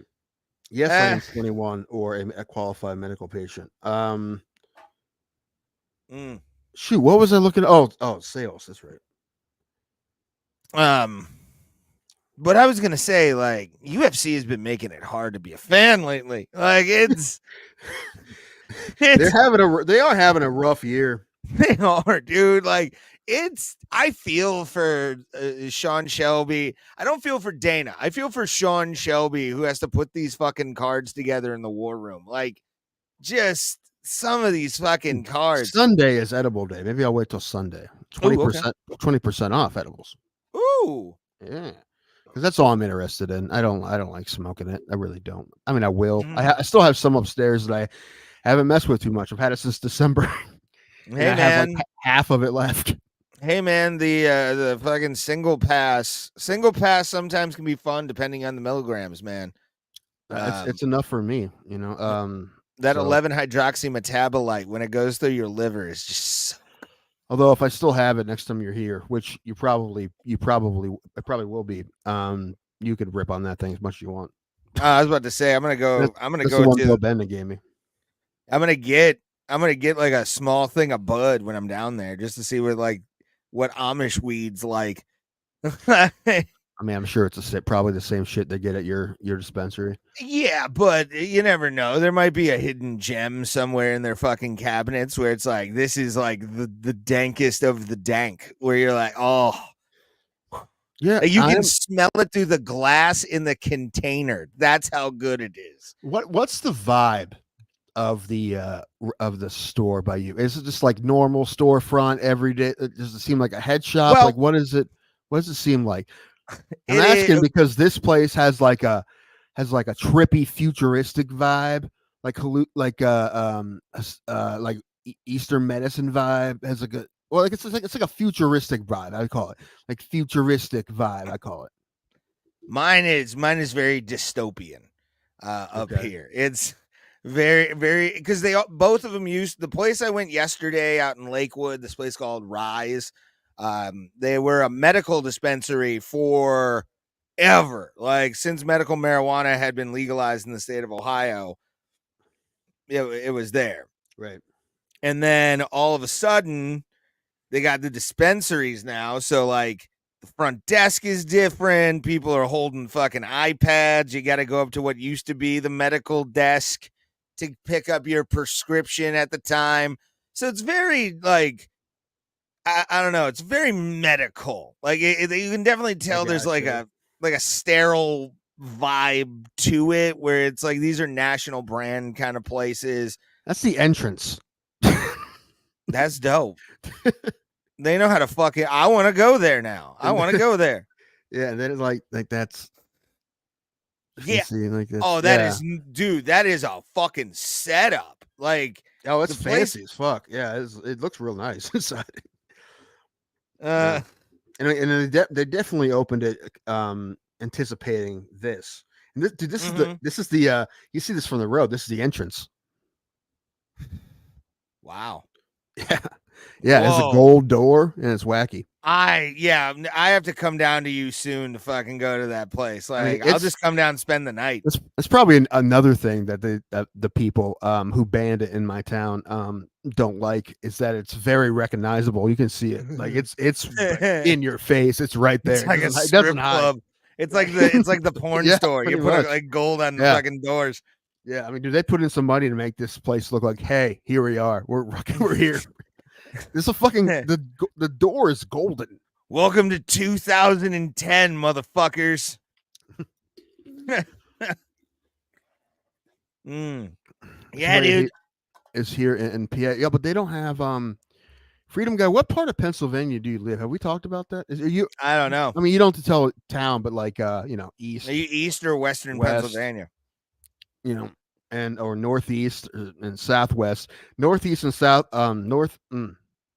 northeast and southeast are okay, central. All right, Okay. central PA. All right, like cool. Gillis territory. Fuck the Hershey Bears. How about that? Ooh, I went there. My family's from Tunkhannock, which is northeast. But I'm saying northeast and southeast Pennsylvania are very different as well. Southwest Pennsylvania is basically just Kentucky. Like it's a holler. I love it. It's so good. Like Altoona and shit. You know what? That's still a goal of mine is to go see a Curve game. I've seen the Curve play several times, but in Akron. Yeah, I've never seen the Curve play ever. I don't even know what our AAA team is anymore. It's still the Curve. It's the Curve. Oh, it is? No, we had the Indianapolis Indians. They're for a while. AAA. They're AAA. Indianapolis is AAA. Altoona's AA. So both are still like our okay. I don't know. I just remember when the fucking Hickory Crawdads used to be their single A. I'm giving you shit. I'm just telling you. They still may be. I don't know. I have a Hickory Crawdads hat somewhere in this house. I've never. I do want to see go. I mean, it's kind of out of my way, but I do because I've seen Columbus Clippers and Akron Rubber Ducks games. I haven't been to a East Lake Captains game, and yes, that's what I call them. It's Lake County Captains, my know. guy. At least Lake Captains. It sounds better to me.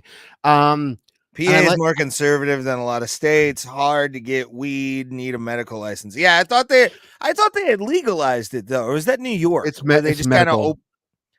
New York, medical. I think they did. New York, I think they just after COVID flung the fucking doors of like legal weed out, like open, and went here. Everybody got it. It's legal, and then they just went out the door.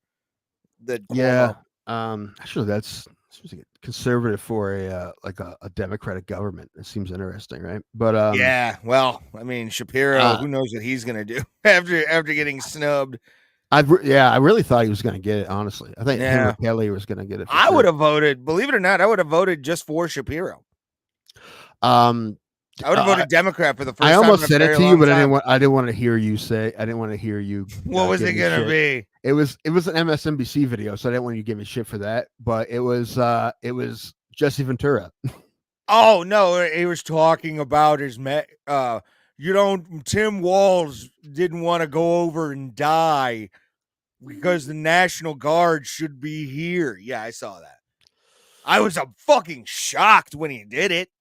Like, I did not expect that. I respect him though, because he said he's military. He's like, it took Reverend Sharpton. It took you and Jesus to get me back on MSNBC. It took you and Jesus to get me back on MSNBC. Anyway, you weren't there. I was there though, Tim. I was there. Big cities are, but the thing is, there's a lot of people in those cities, right? So that's why. Well, listen, that's why probably. I mean, Ohio used to decide the election, but this year it's probably going to be Pennsylvania. So. Yeah, and I don't know if they're going to be, how many voters are going to be pissed off that fucking Shapiro didn't get nominated for. I really thought they were going to do that just to win that state. I mean, yeah, big state. I feel like they'd. I mean, I honestly, they weren't even talking about Walz. They're talking about either Shapiro or Kelly. Yeah, and Walz, something about that guy just. Oh, really? I like him. There's something he about seems like him. Your friendly grandpa. I mean, I feel like he lived in my town. I love that guy, but as a it's as a politician, I don't know. I don't know, man. It's something about him. Just like he puts that off.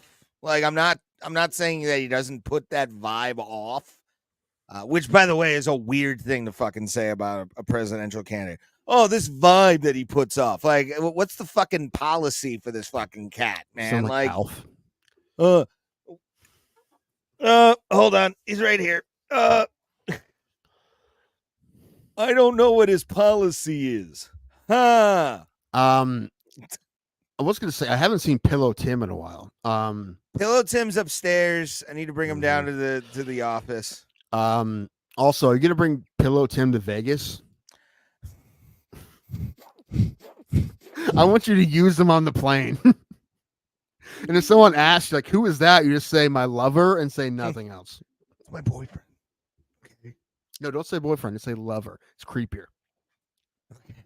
Do I do the SNL version? My lover. You do whatever you want.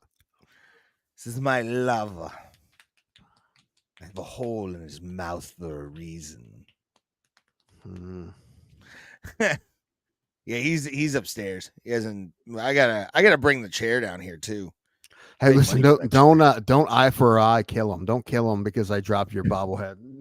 No, that was an accident. I'll buy you another one. You don't need to. It's gonna have a card on it that says this one breaks. That's it. I do feel bad that because that one was my favorite, dude. I fucking love that one. I know. That was one of the best Christmas gifts I've ever gotten anybody. That's great. Although I don't know if I'm going to be able to beat Pillow Tim, to be honest with you. Pillow Tim. Those things gotten cheaper. They're like $12 now. Because they come from China. They take forever. But listen, it was pretty good. For what I paid for, it was pretty good. I'm not complaining about it. Mm-hmm. Because they didn't even show me a preview or anything. So I had no idea what it was going to look like. And it actually looked pretty good. We are corrupt real bad, just like California, Maryland, New York, New Jersey, DC, and Illinois. I mean, it is true. But we're all fine. It is your last bobblehead, man. We're all fine. The citizenry is fine. Our fucking government is sick as fuck right now, and I don't know why. It's scaring me. Scared me a lot, Tim. Okay.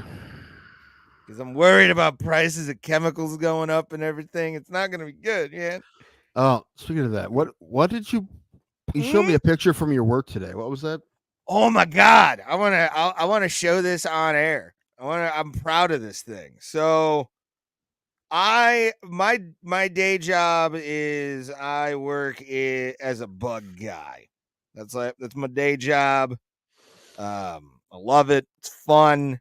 I get to do what I've always said or I've always wanted to. When it comes to like money wise, it's given me a lot of fun times. If it wasn't for pest control, I wouldn't have been in Vegas. So, I had to kill what's called a bald-faced hornet nest. And adding it now. The that I should have hold on. I gotta do something. I just saw it. It came up. I know, but I noticed something. That you're ugly? Ha ha. Besides that, Ha it's gonna just be my hand, just because. Wow, that really gives it scale. Holy shit. It's actually a fucking better photo, if I'm being honest. I pulled this out of a fucking backyard tree today. It's a bald-faced hornet nest. Gross. Dude, those things, they're fucking just gigantic hornets about this big, fat thoraxes. This explains a lot, actually, that he is crazy. Well, yes, I've been in the institution before, so that's fine. What? Let's not talk about that. I'm not giving stories. But no, yeah, this thing. I could see you going all fucking cuckoo's nest. Put one in the air. Don't you want to watch the game, Chief? Like I would be. I'm gonna say you're calling everybody Chief. Yeah. But I'd be pissed. Where's Chief? Where the fuck is Chief? They're I was promised Chief. They're shooting me up with the lidocaine or whatever the fuck they use in the neck of the ass to fucking calm someone down. Give it to the 70s, man, for like a hilarious comedy to just go real fucking sad, real hard, real fast. Mm-hmm. It ends and you're like, oh fuck, dude. No. I didn't know it was this kind of movie. Like, well, yeah. Although that movie has one of my favorite lines in it that was in a Mushroom Head song. Okay. And it was the form. I'm talking about content. I'm talking about interrelationships. I'm talking about God, the devil, hell, heaven. Do you understand? Finally, like that was in a Mushroom Head song. I believe you. It's an amazing line. You see MGKD in Cleveland happening on Tuesday. Bill Squire has some good jokes about it already. Of course he does. Yeah, because he did it with Ryan Yax. Okay. They did shows for MGK Day, which cool. Ryan Yax is MGK's dude. Yeah, well, I mean, I've known Ryan since 2012, so way before he was doing stand up. I'm glad to see that he's gotten to where he's at. He deserves it. He's worked his dick off. Yeah, he's hustled his ass off. I love Ryan. Mm-hmm. He's hard not to like. And his dad's a cool guy too. Yeah, his dad's always texting him around and shit. Yeah, him and his mom. I don't think I've ever met his mom, but I met his dad a bunch of times. Not Paul a bunch of times. Yeah. But what was I gonna say? Oh, they won at least. And then he thought it was cool. Instead of throwing the first pitch to the plate, he threw it in the stands. Which I don't know if he knew this, but he could have done that after he threw the pitch, too. Yeah. So what I'm thinking is he couldn't throw a strike. He didn't want to be embarrassed. Probably. Although he did have an inside the park home run in the All-Star game in 2019. I did see that in Stipe hugging him. Like that was actually cool. I like that. He was out. He was fucking. I almost sent you this, but I didn't want to hear. I didn't want to see you have some what's the word? Some snivy comment. I didn't want to hear it from you, but it was the Miz go on Rich Eisen, and they were getting, let's just do win or loss all the way through. What do you think the Browns are going to do? And then he's like, at first he's just like, well, I think we're going to get that one. Then we're going to get that one. And then it became a thing when he just like went full pro wrestler, and he's like, we're going to win this one and this, right? Then but he went 17-0. We're going to go 20-0, Super Bowl champions according to the Miz. Well, I mean, good for a man who's bad at a fake sport. But the Browns are probably going to go 4-12, miss the playoffs. I think that's rough, and that's why HBO is doing the in-season thing with the whole AFC North. This AFC North is going to be tough as fuck. It was tough last year. It's going to be better this year. The AFC North got better. And whoever comes in last in the AFC North is going to be a really good team, probably. And again, I would be very surprised if the same thing didn't happen as last year, as every team had a winning record. I feel like that's going to happen again. And they're better. Every team get better. Even the worst team in the AFC North, which was Pittsburgh, is better. Yeah, and we still made the playoff, or we just barely missed. Oh, that's the right. playoffs. Made the playoffs. It was Cincinnati, but they're going to have Burrow back, and Pittsburgh made the playoffs, and they're going to be better. I mean, nasty. And especially I do agree with the Miz. I feel like by the time they play Cleveland, which isn't until week 11, which is weird. Usually, like we open with them. Week 11 and week 13. Strange, right? Okay. That's the Pittsburgh Cleveland games. Yeah. Yeah. I saw the schedule. It's weird. You know what? They're going to do it that close together. I'm like, dude, they should just do it back to back. That'd be awesome, actually. That would be a dope way to watch that rivalry back to back. Both places. If they made one of them a Thursday, so they made them like one a short week. Dude, anyway, I would drive. I would drive to both games just because I'm like, when would I get a chance to ever do this again? Ever. Yeah, who knows? I would really love to go to one of those games. Never have. I would love to. I've been to one, and they lost. The Steelers lost 9-6. It was that field goal game where like the wind. It was like negative 100 degrees outside. Like everybody's balls and vagina lips had fucking icicles going off of it. Happens a lot. The wind was fucking terrible, and I was up in the goddamn like high seats watching the fucking game. It was freezing. Dude, I love that though. I love fucking AFC North, the fucking snow. No one can fucking move the ball. This fucking defense, and hopefully a kicker can fucking get it in the wind right. All stadiums domed. I want all stadiums domed by 2030 with so renewable energy. No.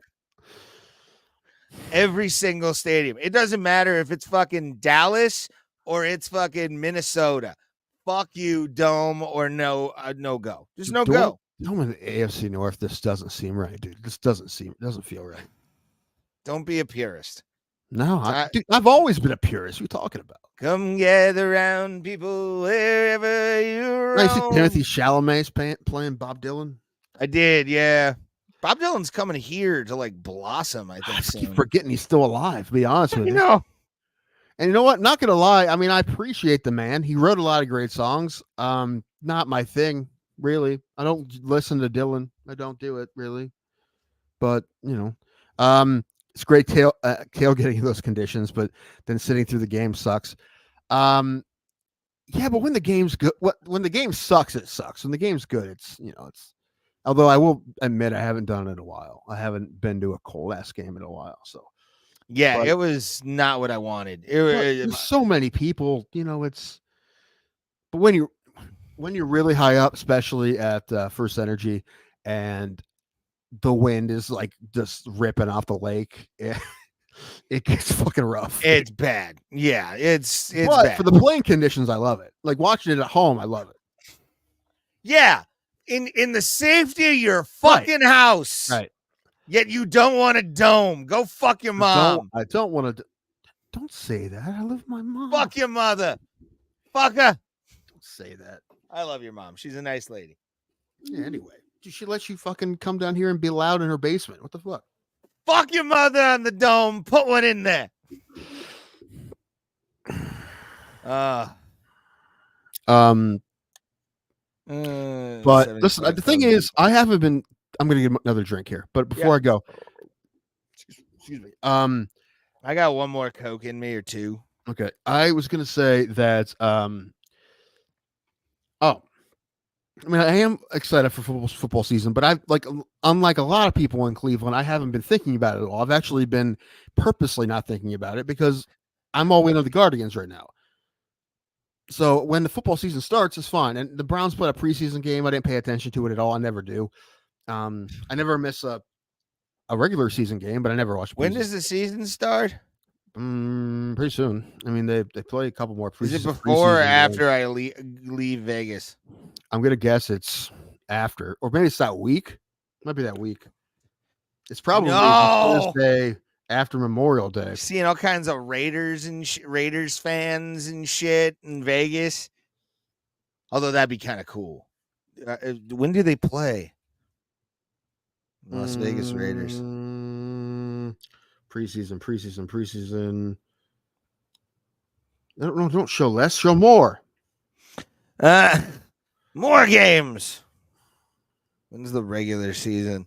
September 8th. It's when I leave I'm going to be out of Vegas the day the season starts for the Raiders. Wow. Well, I'll be a motherfucker. I'm going to see if there's any like events or anything. Maybe goes like give pictures with Raiders. I have no idea who they are.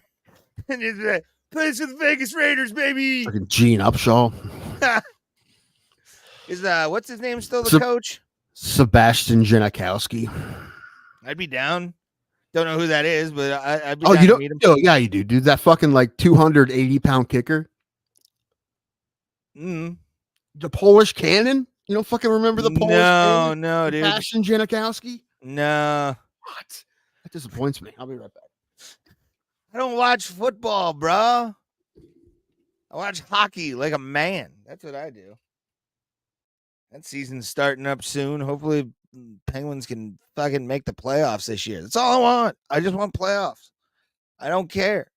That's my goal for Pirates seasons every year is 500 because I've been beaten to death by the fucking Pirates fandom that is my life. And then fucking the football. I'm a fair weather Steelers fan. I only care if they make the playoffs. I admit that. I don't like football. And baseball and combat sports. I mean, those are, football is like not even in the top 10, bro. Like not even in the top 50 of fucking sports I like. I don't get it. Basketball is pretty low too. I love combat sports. I love hockey. Hockey is an amazing time. It's live and on television if you know what you're looking for. But I could give a shit less about football. Thank Jeebus. I am flying out early AF to get to this fucking flight at 6:55 in the morning out of Vegas before the NFL season starts. Although I'll have to deal with fucking Browns traffic. Although the game when's the Browns' first game? Look that up. Browns. Probably September 8th. What time though? Fuck. It's like 2 hours after I land in fucking Cleveland. Son of a bitch. Although 271 might be clear. You never know. Man. Because, the Raiders play at what? Fucking 4-something Vegas time. So it's like 7-ish. They play like at 7 o'clock or something. Like 7:05 Eastern Standard Time. So they're gonna. Is that even gonna be on television? Do TV and streaming. Let's see what it's gonna be on. It's gonna be on Paramount Plus. Nobody's gonna fucking watch that game. It's the Raiders and the Chargers. Interesting. Oh, It's still, or yeah, I don't know. I could give a fuck less about football. I could give a fuck less. I don't care. I don't know why. I'll watch the Super Bowl, not even for the commercials, for the actual game. But I can't. 16 weeks, so many fucking games per day. You're like, I can't even deal. Like, I just can't deal with fucking all that, man. It's annoying. Football is annoying. Football is annoying, Tim.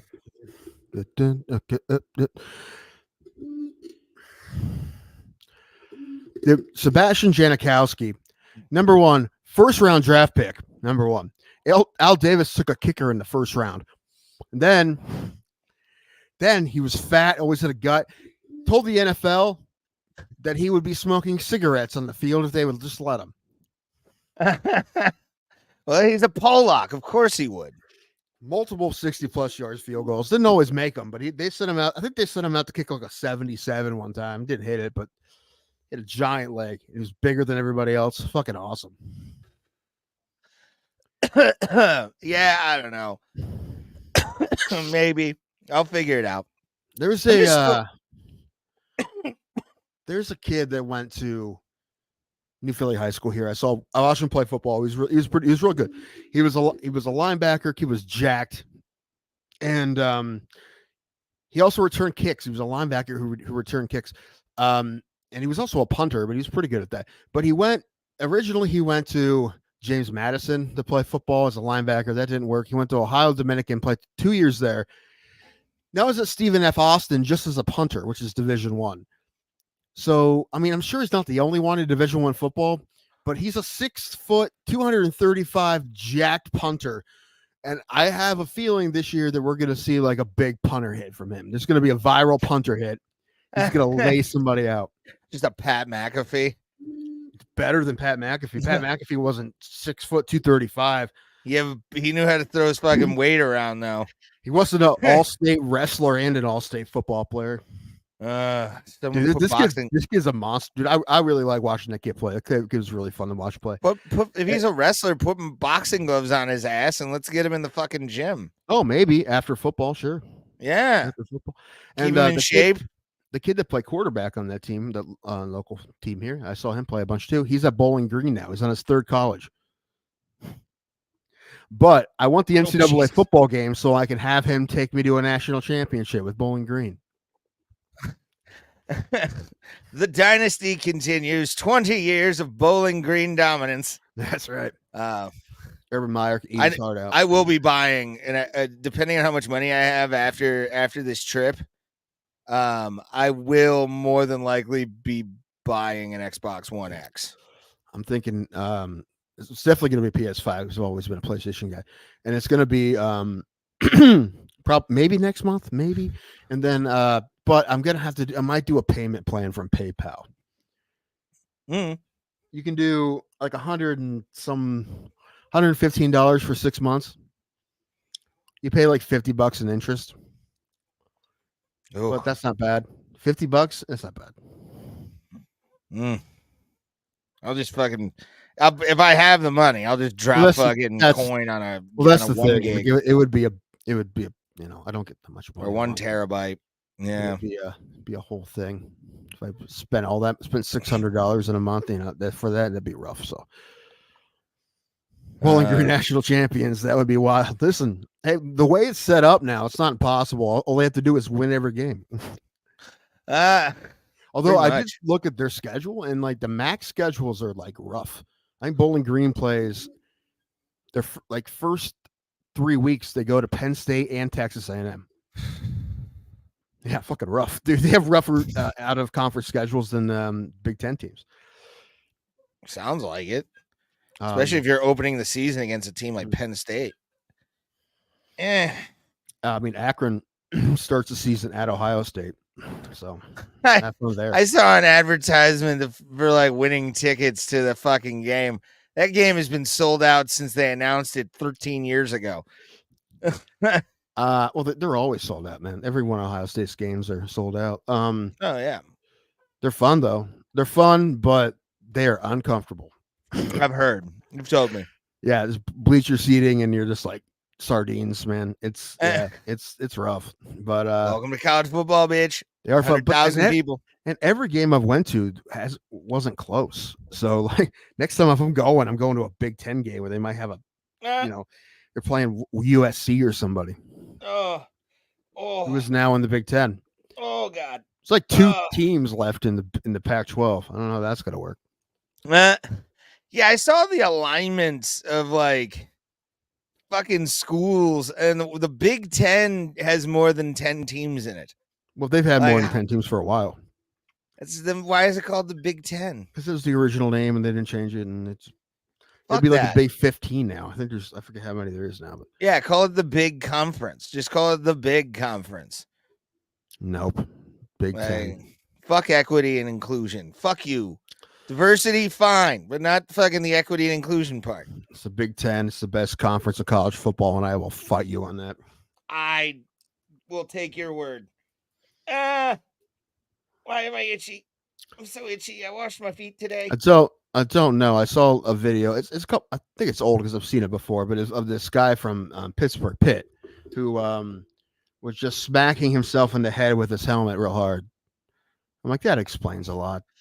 Hey, Just doing that once, man, I'll be out cold. well, some people can take the pain. It's not good for you though. Like it's less funny and more concerning. He just took his helmet and went wow. He's dedicated, Tim. Unlike your Buckeyes, your soft nuts. All right, our Panthers know how to play. They don't know how to win. They don't. You say what count wins? All right. Not even the Dave Wannstedt era did we really like. We have maybe one good year with LaShawn McCoy, and then it was like, yep, time to go back to our old ways. Freedom guy, I will say that the playoff. I really wish they had the playoff when UCF was good that one year, because I feel like they could have beat anyone, and that would have been the year. That would have been the year to really see it, because I think they were the best non-power conference team in a real long time. Better than those Boise State teams, who were pretty good too, but that team was really, really good, and I think they could have beat anybody.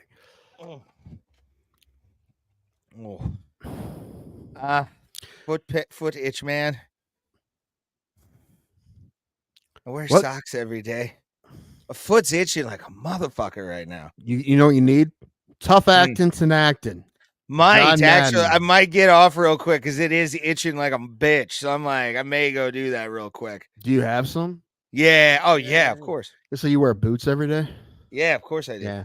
Then yeah. All right, I'll be right back. I need to Okay. take care of this. It's really bothering me. Ray's got to go. Boom. Tough acting and acting. Yeah, probably athlete's foot. I don't think I've ever had it, to be honest with you. But the thing is, I don't have to wear boots or shit every day. My brother gets it a lot. He has to wear boots every day and sweats his ass off. And more power to those people, because I'm gonna be honest. I couldn't handle his job. Ray's job, I think I could eventually. I mean, not day one, obviously, but I think I could do Ray's job eventually. My brother's job, no way. It's too much hard work. He works in a hydraulic company. They build cylinders, so he works hard, and I don't think I could do that. He's always worked hard. Everything he's done has been like that. But yeah, I don't think I could be one of those guys. I mean, the hardest I've worked at jobs is, I've worked in kitchens, and you're always moving around. How about jock itch? Oh, you ever have athlete's foot? I don't think I've had athlete's foot. Jock itch. No, not real bad. I mean, not bad enough that I had it for weeks, or not that I can remember. Yeah, I don't think so. I mean, I definitely chafe because I'm fat, but other than that, not really. I can't remember getting nothing real bad. Nothing that like wouldn't go away in like a day. I have rashes and stuff, but nothing real crazy.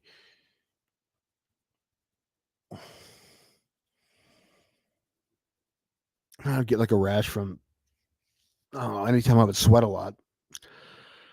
But that's about it. But Ray's doing boom, tough acting, thin acting. He'll be back and we'll talk about fights. Why did we get an email from Rumble?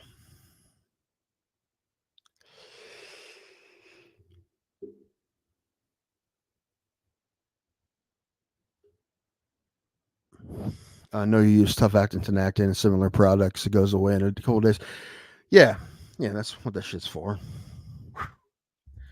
Ray, I was saying, I think I could do your job. That's what I'm saying. You could. I think you could. With a little obviously bit of not, training. Obviously not day one, right? But I'm saying I feel like I have the capacity to do it. And it would take some getting used to doing, any kind of labor. But I think eventually I could. But like my brother's job, there's no fucking way. There's no way. Yeah, mine. I'd be done in a week, dude. Mine is more about, and this is not like I'm saying it's some kind of intellectual thing. My job takes a mental toughness that only somebody with trauma can really do. Like to walk into the situations I've been in.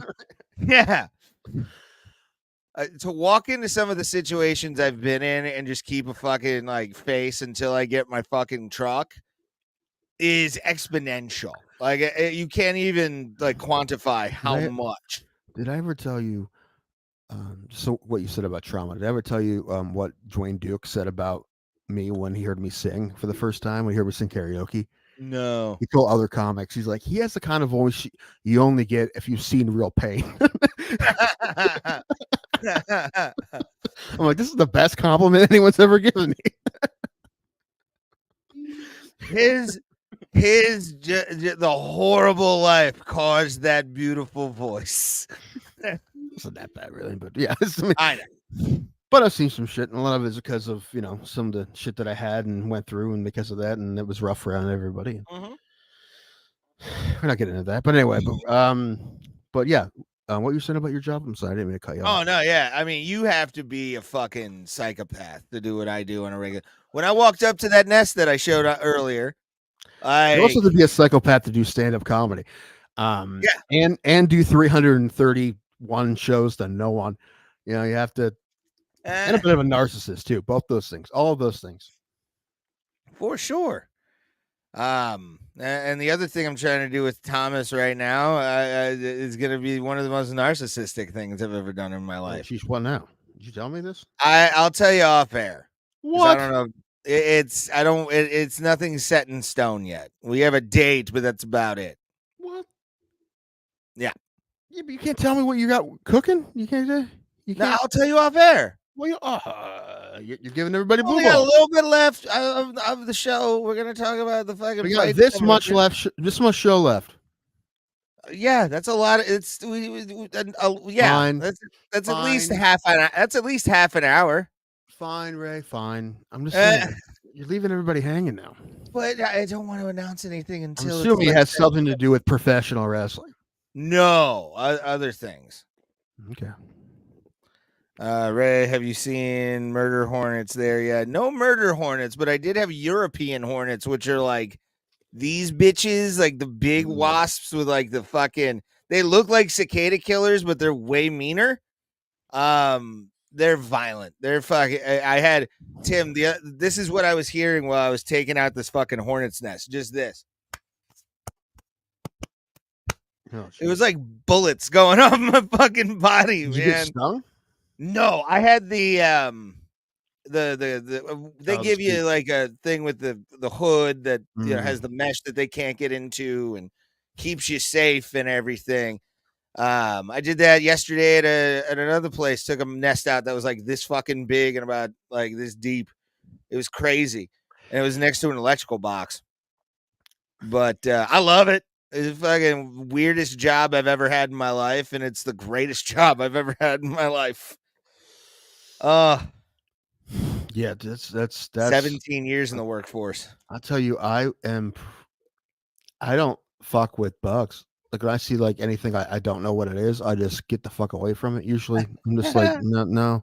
Especially ones that fly. I'm out of there. I'm just fuck no. I'm out of here. Yeah, I don't know. I love it. I'm out and about. I don't have a boss over my head. That's the other thing that makes it such a good job. Well, you do. Like they leave me alone. Yeah.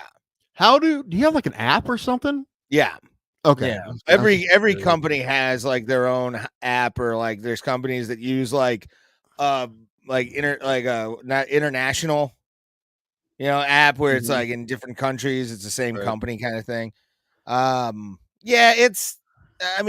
open the app in the morning, I finish the jobs, fill them out, do all my shit, and so who schedules them? Do they schedule them themselves? The office does. Yeah, okay. So they schedule. So they go from unless you work for a what do you call it? A corporation. If you work for a corporation, it's usually call centers. People will call in and they'll these people will add you who are in Tennessee. Right. It's fucking corporate pest control is the worst ever. Like if I was to ever own my own company, I would sell to a big company to retire. And that would be after 30 years of doing that. But I'm saying it's not like Uber where the jobs pop up and you have to grab it and be like, I'll take it. No, you'll get an email usually, or I'd go That'd be a fucking interesting way to do it, wouldn't it? That would be who's in your area, and you're like, oh, next, I'll do it. $1,000 jobs because it's 15 fucking companies that are vying for the shit. That's true too. Yeah, the prices would be so high on that if it was an Uber thing, because it would just be immediate. You'd have to schedule it and fucking go. That would be that'd be expensive. There's an app for that. Is there? Yeah, yes. I remember that from I still wasn't that long ago. But man, it's even more more true now, right? And there's apps there. Of course, there's a fucking app for that. I never thought of that, but of course there is. Yeah. It's amazing when you go through an app. Sometimes I'll get bored at work and have the app or go through the app store just to see what the weirdest games are.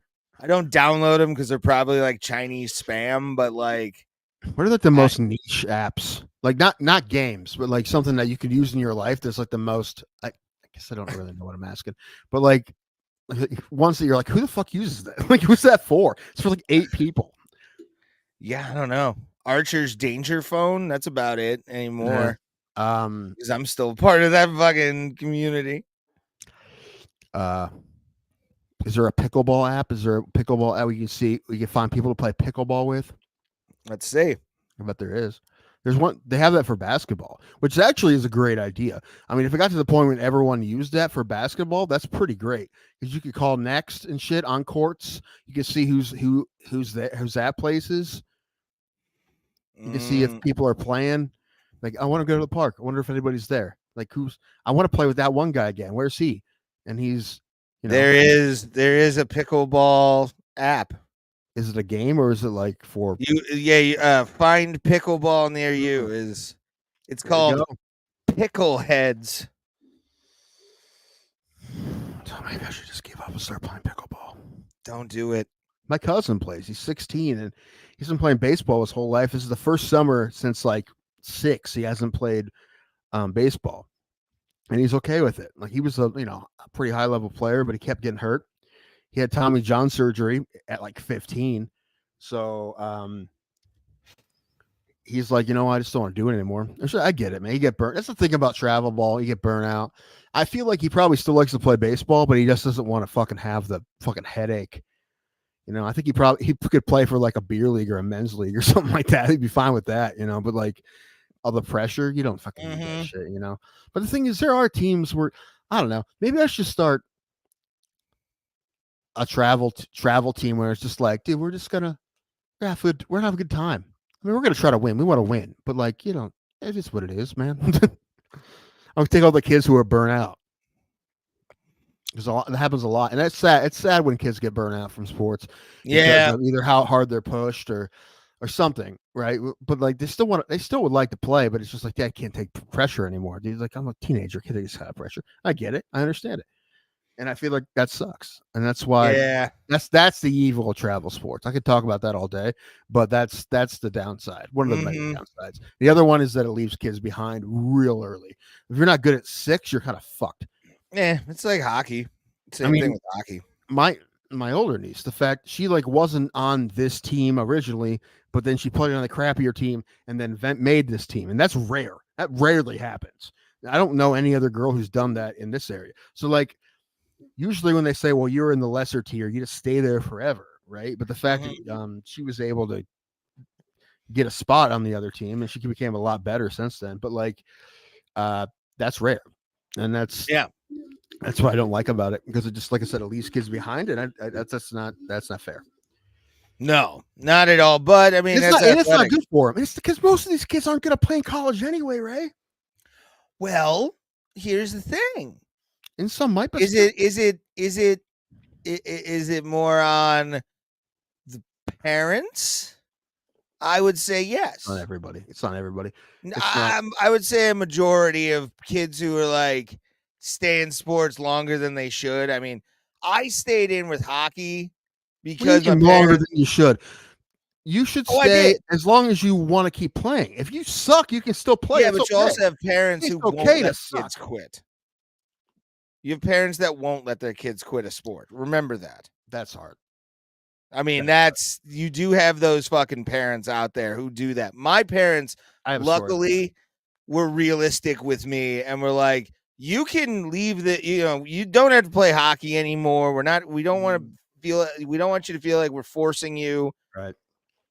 Which helped me a lot. It kind of also, kind of hindered me developmentally, I think, when it came to like getting a care.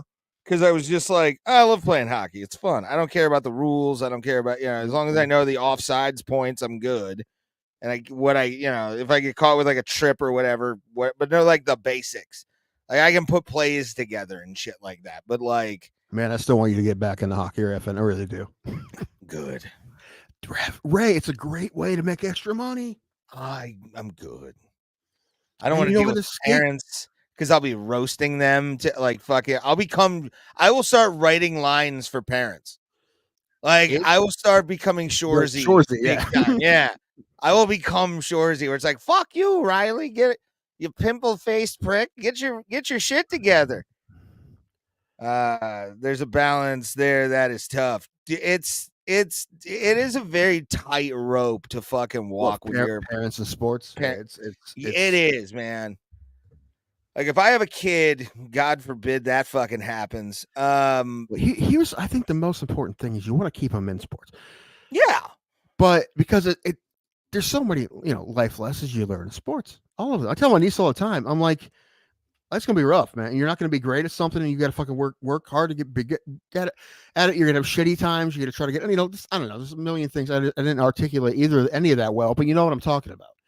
Yeah. Like, all of that all sports are microcosms for life, right?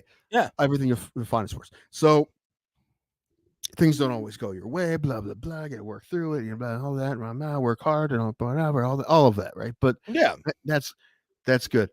But where was I going with this? Oh, but I think it's more important to keep them in it than for them to be super competitive in it. Like if they don't want to play at a high level anymore, there should still be outlets for them to play. Yeah.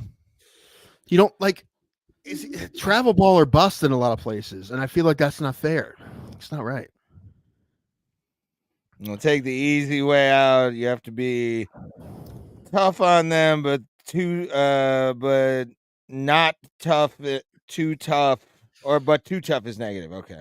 Well, this is that's also a thing you have to do now as a coach, and not all coaches do it. And that's the one thing I've seen a lot from umpiring is that I see so many different kind of coaches. I've talked about it a bunch, and I've seen the ones, and it's like there's patterns, right? It's patterns. You see the ones that work and the ones that usually don't work, and their teams are winning, and their teams that aren't winning. I mean, every once in a while you have an outlier, but usually it's the certain kind of coaches, right? And the ones that are insane and screamy and they usually don't have a lot of success. They do sometimes. Like you can be hard on kids, that's okay. but you have to. It has to be directed somewhere, right? And you also have to be teaching them what they're doing wrong, other than just yelling at them for doing something wrong. And also the thing is, now you have everyone is. George Comer, when we had him on, he made this point that everyone is different as ways how they're motivated. Everyone is coachable differently, and everyone's motivated differently. And you have to be a good coach, you have to figure out how everyone is motivated, and then I'll pay a kid in V-Bucks. I don't give a shit as long as if I was a hockey coach, I would be like 1,000 V-Bucks to anybody that scores a goal tonight. I'd put bounties out. No, that's what my brother does for my niece. He said $10 a hit in the summer, and he had to lower it because his final payout was like $330. And he's like, that's a fuck ton of money I had to give her. He's like, he had to go to the bank and get $330. He's like, fuck. Hey man, now it's $5. It's $5 a hit now, but she also gets paid for a non-hit RBI. So including walks with the bases loaded, and or like sack I can see the contract signing over the breakfast table at their house. It's kind of like that. It is kind of like that. Yeah. Yeah, but she got like 3. I'm like, holy crap. I just thought of an idea for that, where like a dad has his kid fucking like negotiating that, and they're like across the dinner table from each other, and all of a sudden like a lawyer pops in for the kid. There has to be a promise of Dairy Queen at least 3 times, or after at least 2 games during the week. Right. And 3 bonuses anytime he does better than the neighbor's kid. Those are the bonuses. Yeah, bonuses. That would be a great sketch. Dad sports or youth sports negotiations with their kids. That is a thing too, and one of the reasons why kids get pushed so hard by their parents is that all the parents with the best kids, they walk around like like this, like their heads are up, they walk around like they're the top shit because their kid's the best, and I get it, but all right, my freedom guy. Fuck them. The kids are pussies usually. No. Dude, I honestly, I obviously haven't been around. Turn into Eric Lindros when they get shouldered. What? I said the rich kids were always the kids that got turned into Eric Lindros whenever they get fucking checked. Cake eaters. What? It's a cake eaters.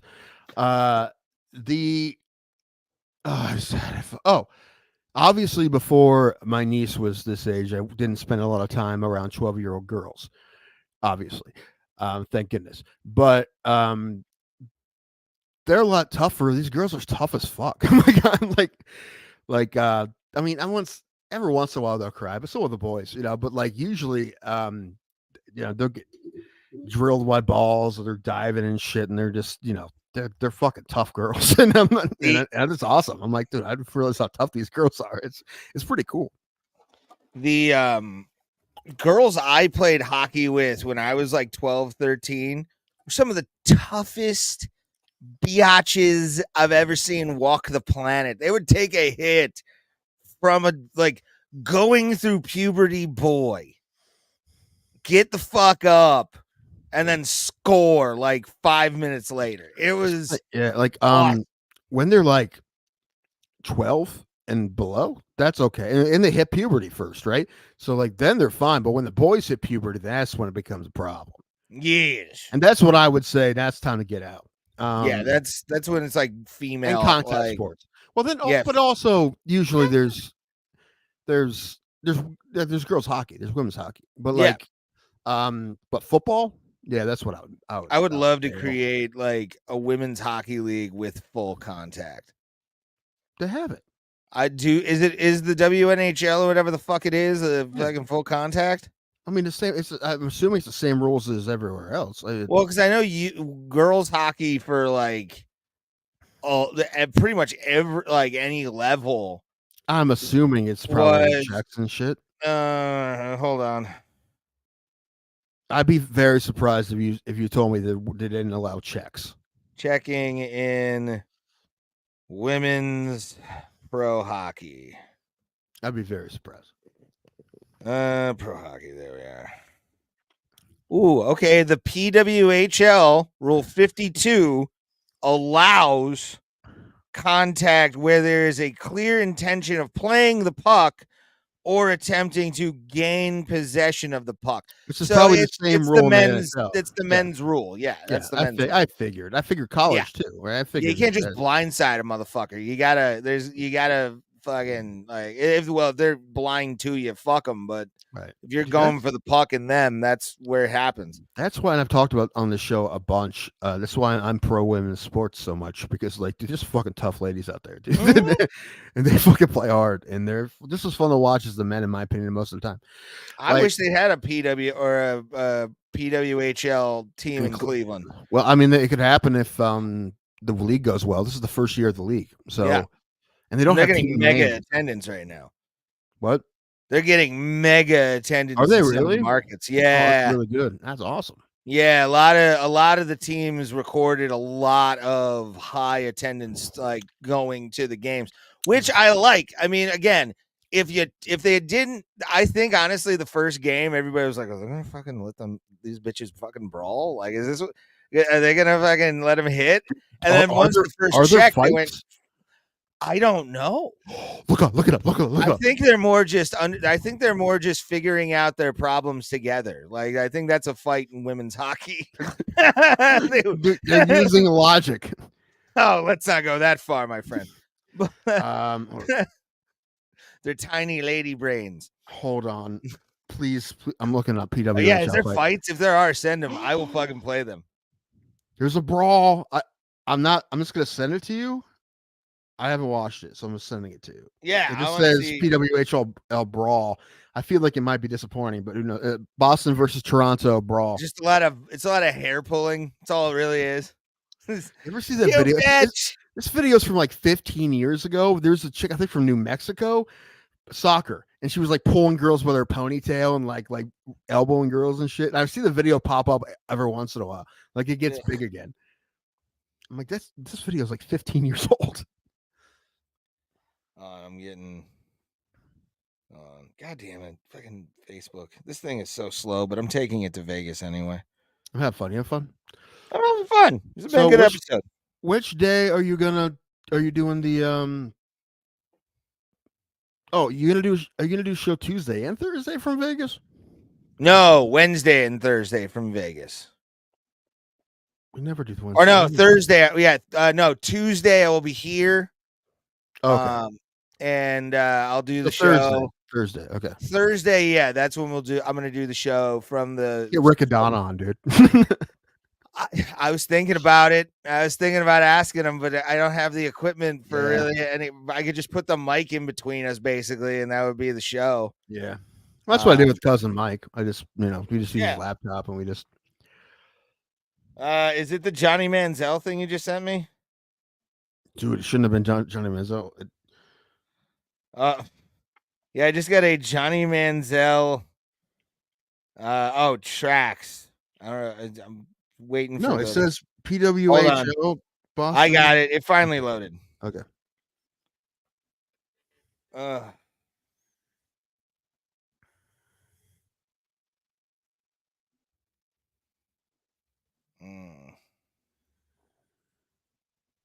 Yeah, hold on. I'm waiting for the advertisement to stop. Usually my ad blocker blocks all these. All right, hold on. There we are. Patrick Madison was in Bolivar with Big Rich Green yesterday. I thought about going, but I really wanted to watch the Guardians. I haven't really got to watch the whole game in a minute. There we are. I've been to that place. I actually like that place. That place, Vaughn's. I know that guy. That guy used to come to my shows in Canton. I should be disappointed he's not going through me for shows, but that's fine. All right, let's watch this. Let's see it. And Boston has secured 3 points. I'll be Oh. honest with you. I really didn't Oh, think I'd be talking about a I'm fight sorry. in the PWA. I'm sorry, We got a man. lot I to didn't talk I didn't know this. I didn't know it was It's going to be a okay. commentary. Hard-fought victory for PWHL Boston and a win to start off their return from break. Well, a scrum turns into Chaos ensued at the end of the PWHL Boston versus Toronto game as the league returns from international break. Now, it wasn't a real big fight, but it could have gotten much worse. I'll be honest. Oh, eat shit. I'm not interested in a slap fight between two broads in ponytails, okay? Unless they drop the helmets, they drop the gloves, I have no intention of fucking seeing that. There's a big check. I watched a couple checks. Pretty good checks. Some good checks. Those are real checks. Oh, yeah. Yeah. Oh, yeah. Oh, yeah. They're getting floored. They're flooring each other. There's some real checks. They're hitting each other. There'll be a fight. There'll be some fights.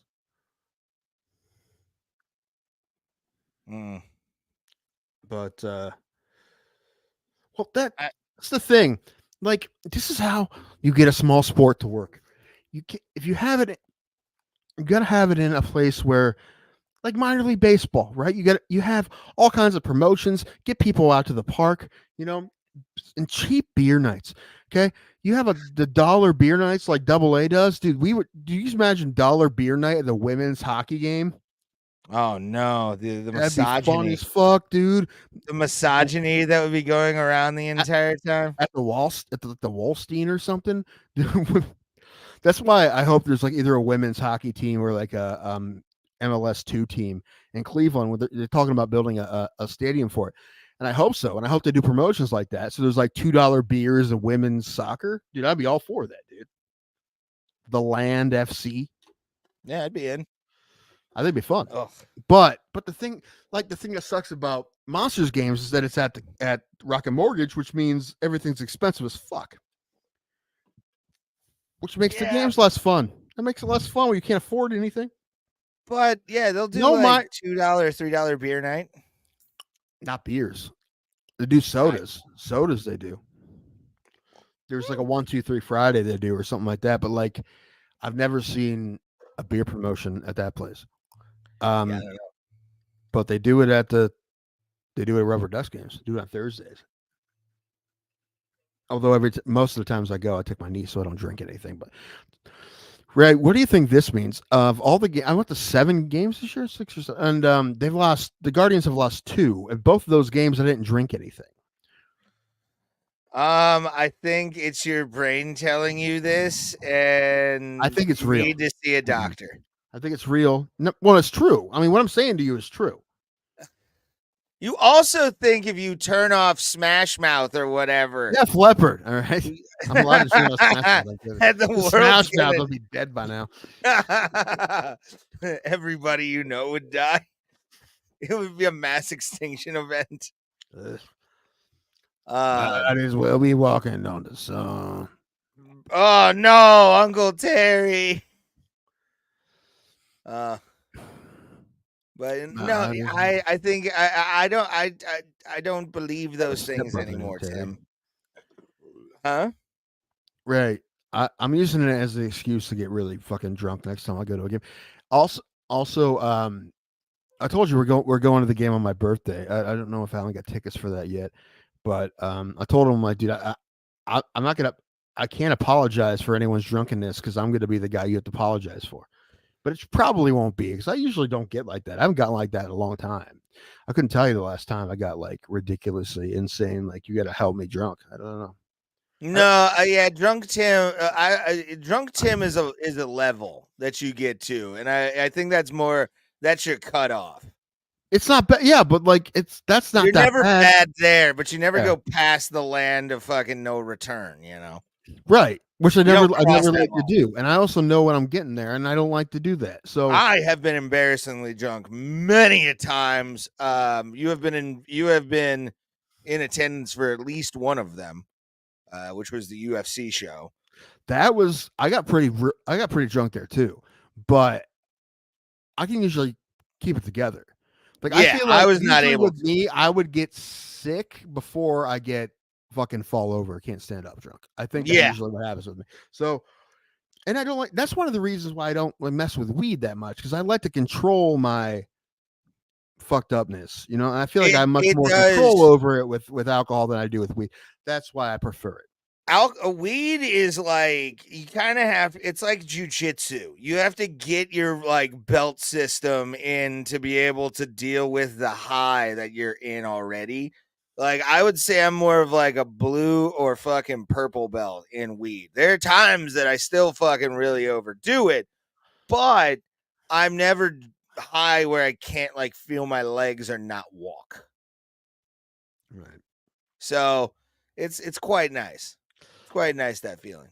And drinking, I mean, if I'm not a black belt, I don't need to know what it is. I mean, I feel like I actually have a belt system for alcoholics. Like, I've worked out a belt system for a joke about, and it's usually anybody that drinks Orloff vodka from like the convenience store. When you buy, that's black belt, because you have lessons to be learned from. That's to me like the booze bag of all booze bag. If that's all you drink, that you have had a life that we need to talk about. Dude, that is rough when people buy, and they buy twice as much because it's less potent. Yeah. I drink twice as much as it's only 40 proof. I'm like, oh fuck. That's a very true statement. A lot of drinks I make are single shot, but it's fucking double shots of 40. I've done that before. I mean, when I started drinking, that's probably like before I was of age. I probably did like that shit, and like orange juice was probably what I did. It is what I did. Because I wasn't good at it. I don't know, whatever. It took me a while to get good at drinking. I will say that. I'm still terrible at it, but I have fun. Well, I will say that there are certain things I can't do. Well, because of my acid reflex and shit. I'm not great at shots because of that. But no, I can do good bit and still function. Which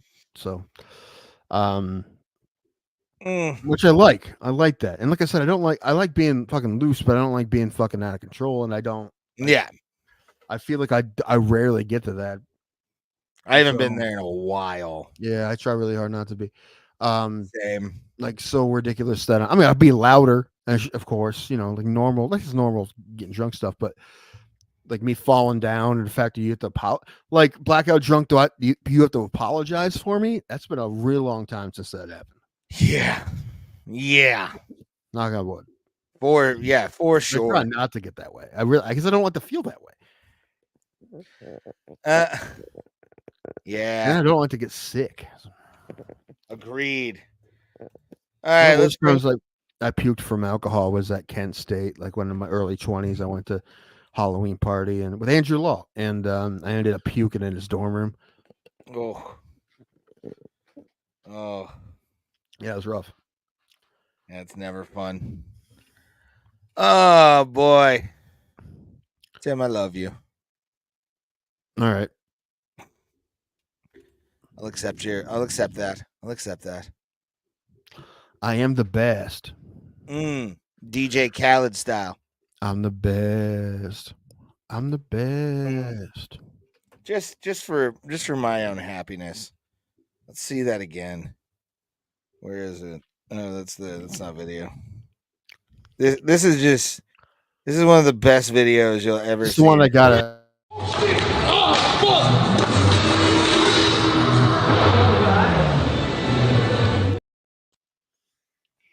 That's the best. I don't really like that guy. I'm not gonna lie. That's why I keep that in there, because it's like I can play that over and over. Usually, I like when a fat guy is successful. But, and Jelly Roll. Well, the thing about Jelly Roll now, it's not Jelly Roll's fault, but he was at MGK Day. He's everywhere, and I think he's getting fucking pushed down our throats. And it is kind of nice that a 400+ pound guy is getting pushed down our throats. Other than that's actually kind of nice. But I feel like it's also because he's marketable, because he's kind of like an everyman. Hold on. Yeah, Jelly Roll. Plus, also his hip hop career was pretty fun too. He made some great songs with like Lil White and everything.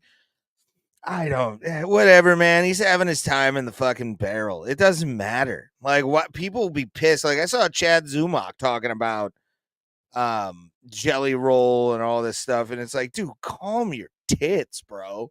For real. Like, why are you so upset about a guy's success? I don't care about somebody's fucking, if they're successful than me. It doesn't fucking matter. Who cares if he I don't hear his songs ever, except for maybe his like hip hop stuff. You know what I like? He did a song with Falling in Reverse that I like. Nice. Oh yeah, he did, didn't he? Yeah. It's a little more pop punky, a little more. Oh, you know what? What? I'm going to sing you this. I want to pull this up. Yeah, I'm putting up the fights. Do we, you know what? We don't really talk about fights if we don't want to. Well, I was about to say, here's the thing. Do you think Drucius is gonna like beat Izzy? I mean, Izzy coming off a loss against Strickland. This is the reason what I might get this pay-per-view, because that fight really intrigues me a lot, and because I don't really know. I mean, this is probably their best main event in 2 pay-per-views. I think it's going to be a good fight. I'm excited for it. And you know what? And the France Urkeg fight will probably be good too. I think Gamrot will beat the fuck out of Hooker. Tuivasa Rosenstrike. That should be fun. Someone's going to get knocked out. That's just a beefy boy battle. That's my fucking shit right there. I hope Tuivasa knocks Rosenstrike out, but Rosenstrike is better than you think most of the time. Yeah, don't count him out because he has that world-ending power. They both do. So someone's getting knocked out. I mean, the worst thing that could happen is that fight go the distance. Jingwei Li and Parade. I don't remember Parade's. Why does Junior Tafa look like he's trying to sell you like used fucking brakes with this? Look at this picture. Like he looks like a mechanic who's trying to sell you like used. I was going to say that he's trying to sell you a really strange vape flavor. Yeah. Hey man, like there's no way Vanilla Sandbox is that good. Have you ever tried pickle ice cream? Fucking dope, bro. There's no way, bro. Mango and chili powder? How do you not? Ray, you've made me laugh several times today. I think you've had a good episode. You may have had a better episode than me for the first time in a long time. I'm in a zone today, Tim. I faced death in that bald-faced hornet nest today, so life's good. Like, I'm not today, but there have been episodes where I fucking feel it, and I'm like, I'm fucking killing it today. Do you feel like that? Yeah. It's weird. Because there's times I'm like, I'm fucking nailing it today. I will say I wasn't feeling it going into the episode, like making the fucking like thumbnail and everything. I'm like, and then just the ideas started coming, and then I put like the colors of Australia in there. I'm always surprised. I didn't even see the thumbnail, to be honest with you. I'll look at it later. I'm always surprised we get through the first like 10, 15 minutes. That's like, I'm also surprised we always fucking have shit to talk about. I don't know how the fuck we do it. It's called chemistry, my guy.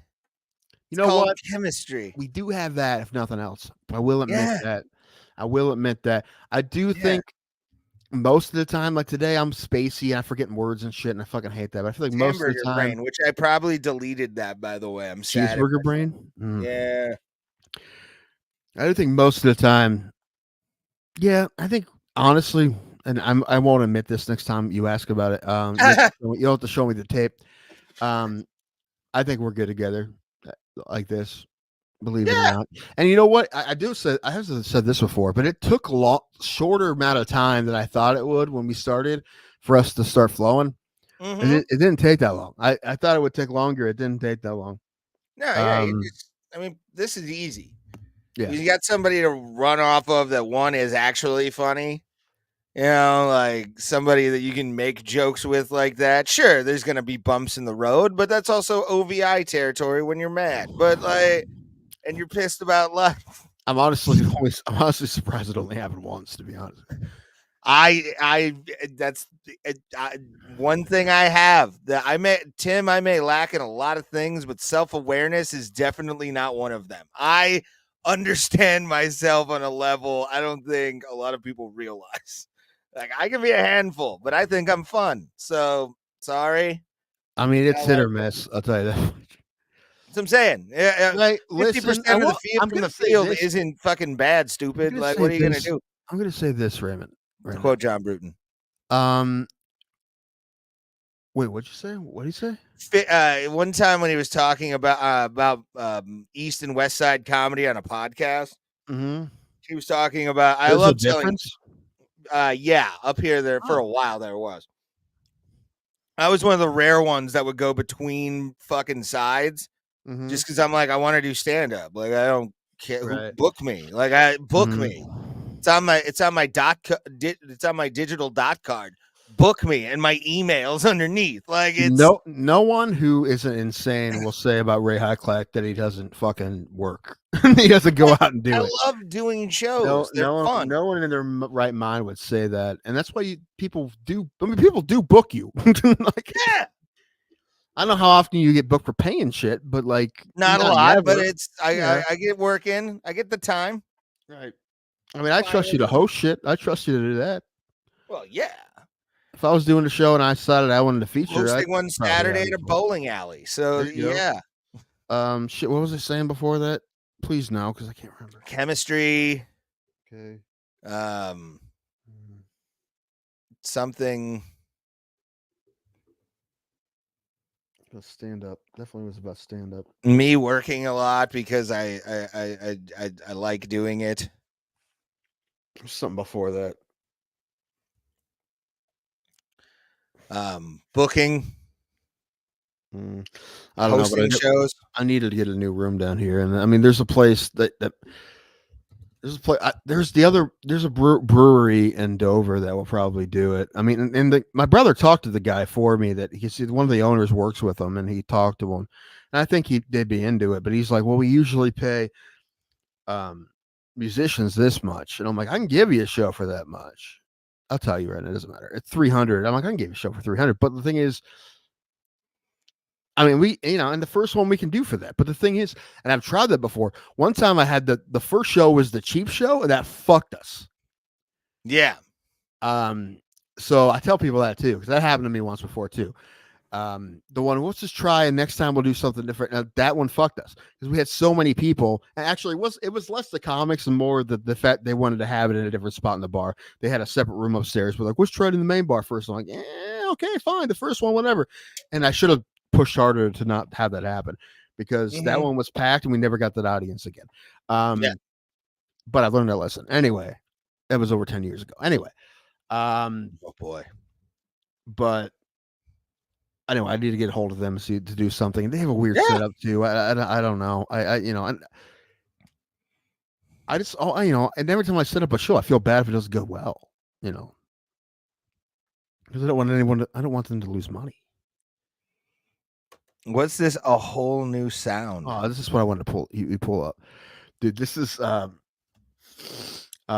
think I talked about it before, but because a couple songs are out already, but Disney's doing this. It's double nostalgic.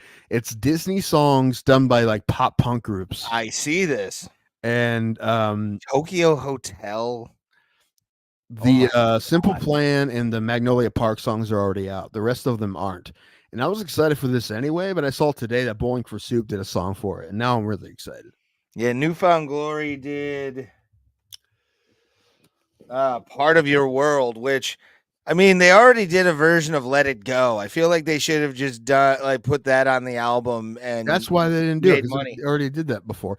That's like Jarrett Redditt did something with Let It Go with another band, but they're doing Friend Like Me, which kind of sounds perfect for them. That's a good track for Bowling for Soup. I'm excited to hear that.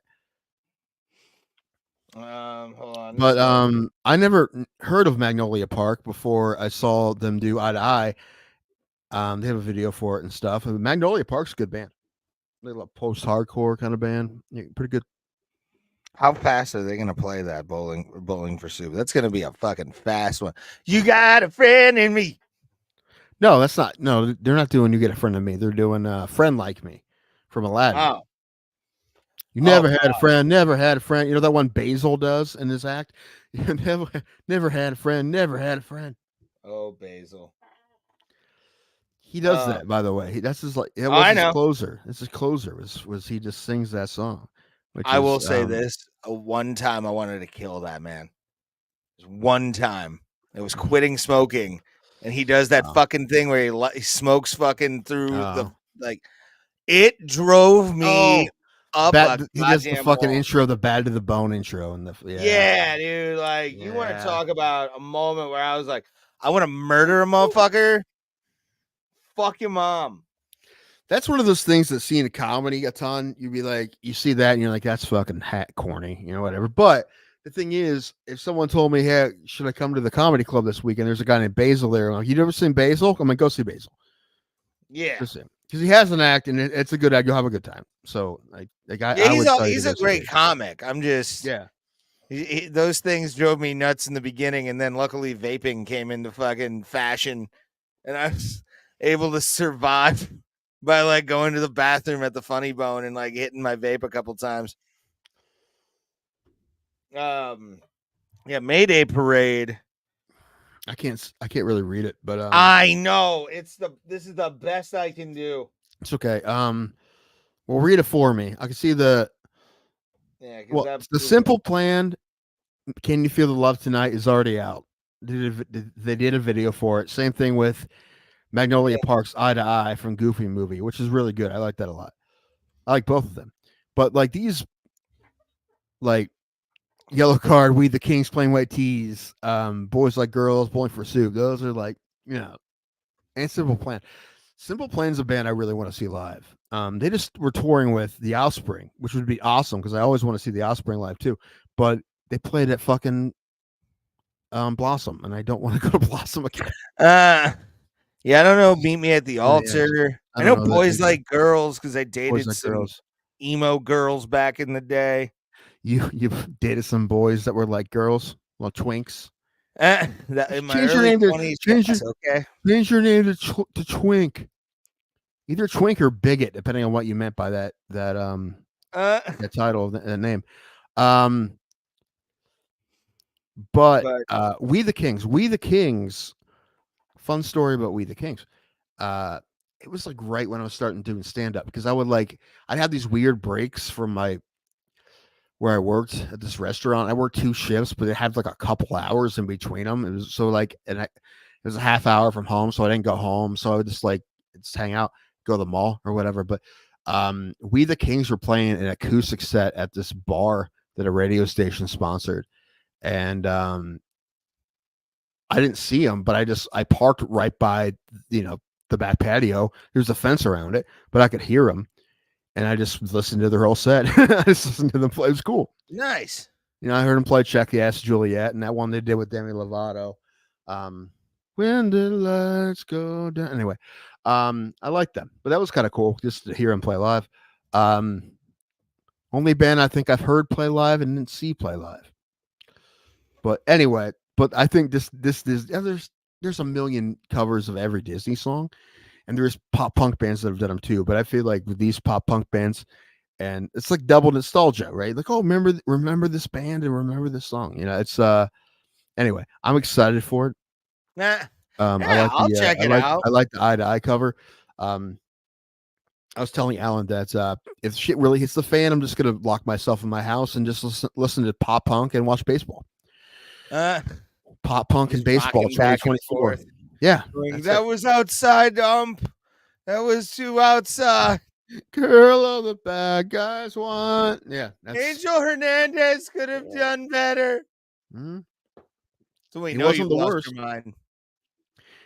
No, he wasn't the worst. I know, but he became the meme ump. So I know it should be CB Buckner. CB Buckner's worse, and he's been around forever. However, he's been around forever too. So if he starts getting shit, he'll retire too. Probably. God damn it. Oh. I got to deal with skunks tomorrow, Tim. Oh, that sucks. How often do you get sprayed? Never. I have a undefeated record as of right now. So, because I put a towel over the cage usually. What do I think of? So I don't get sprayed. No, you know what I'm gonna say. I hope it doesn't happen, but see, Yeah. tomorrow you'll be like, dude, we fucking talked about it in a quick course. I'd kill you. I would drive to New Philadelphia. I would take the Berlin stops that we have down there to fucking come beat your ass if I got sprayed. In my work truck and my uniform, I'd show up at your place. Be like, this is for getting me sprayed by a skunk. Yeah, I'm sure you would blame me. It sounds like you. Uh, From someone other than yourself. Actually, the one thing I saw in that photo that made me think, fuck, of course, is that you wear those stupid hats when you work too. Yeah, Of course you do. You don't have like a normal fucking like baseball cap or something you wear like a I don't normal like person. those. They don't feel good on my If head. I saw you come to my house with that hat, I'd be like, fuck.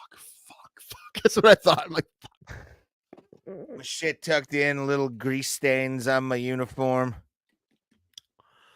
well, I don't expect you to be too clean. You work in pest control. Yeah. Oh, fuck. I think it's time for us to be hitting the old dusty trail. Yeah, we're good. We're fine. All right, boys and girls. Hope you guys enjoy UFC 305. Isreal Adesanya returning for the 185 crown. The waiting has paid off. So hopefully you guys see that. And we will be back Tuesday. Break it all down for you and tell you about our weekend. So enjoy and have a good weekend, people. Later. The headless thumbs down guy. His head is gone, but his spirit remains.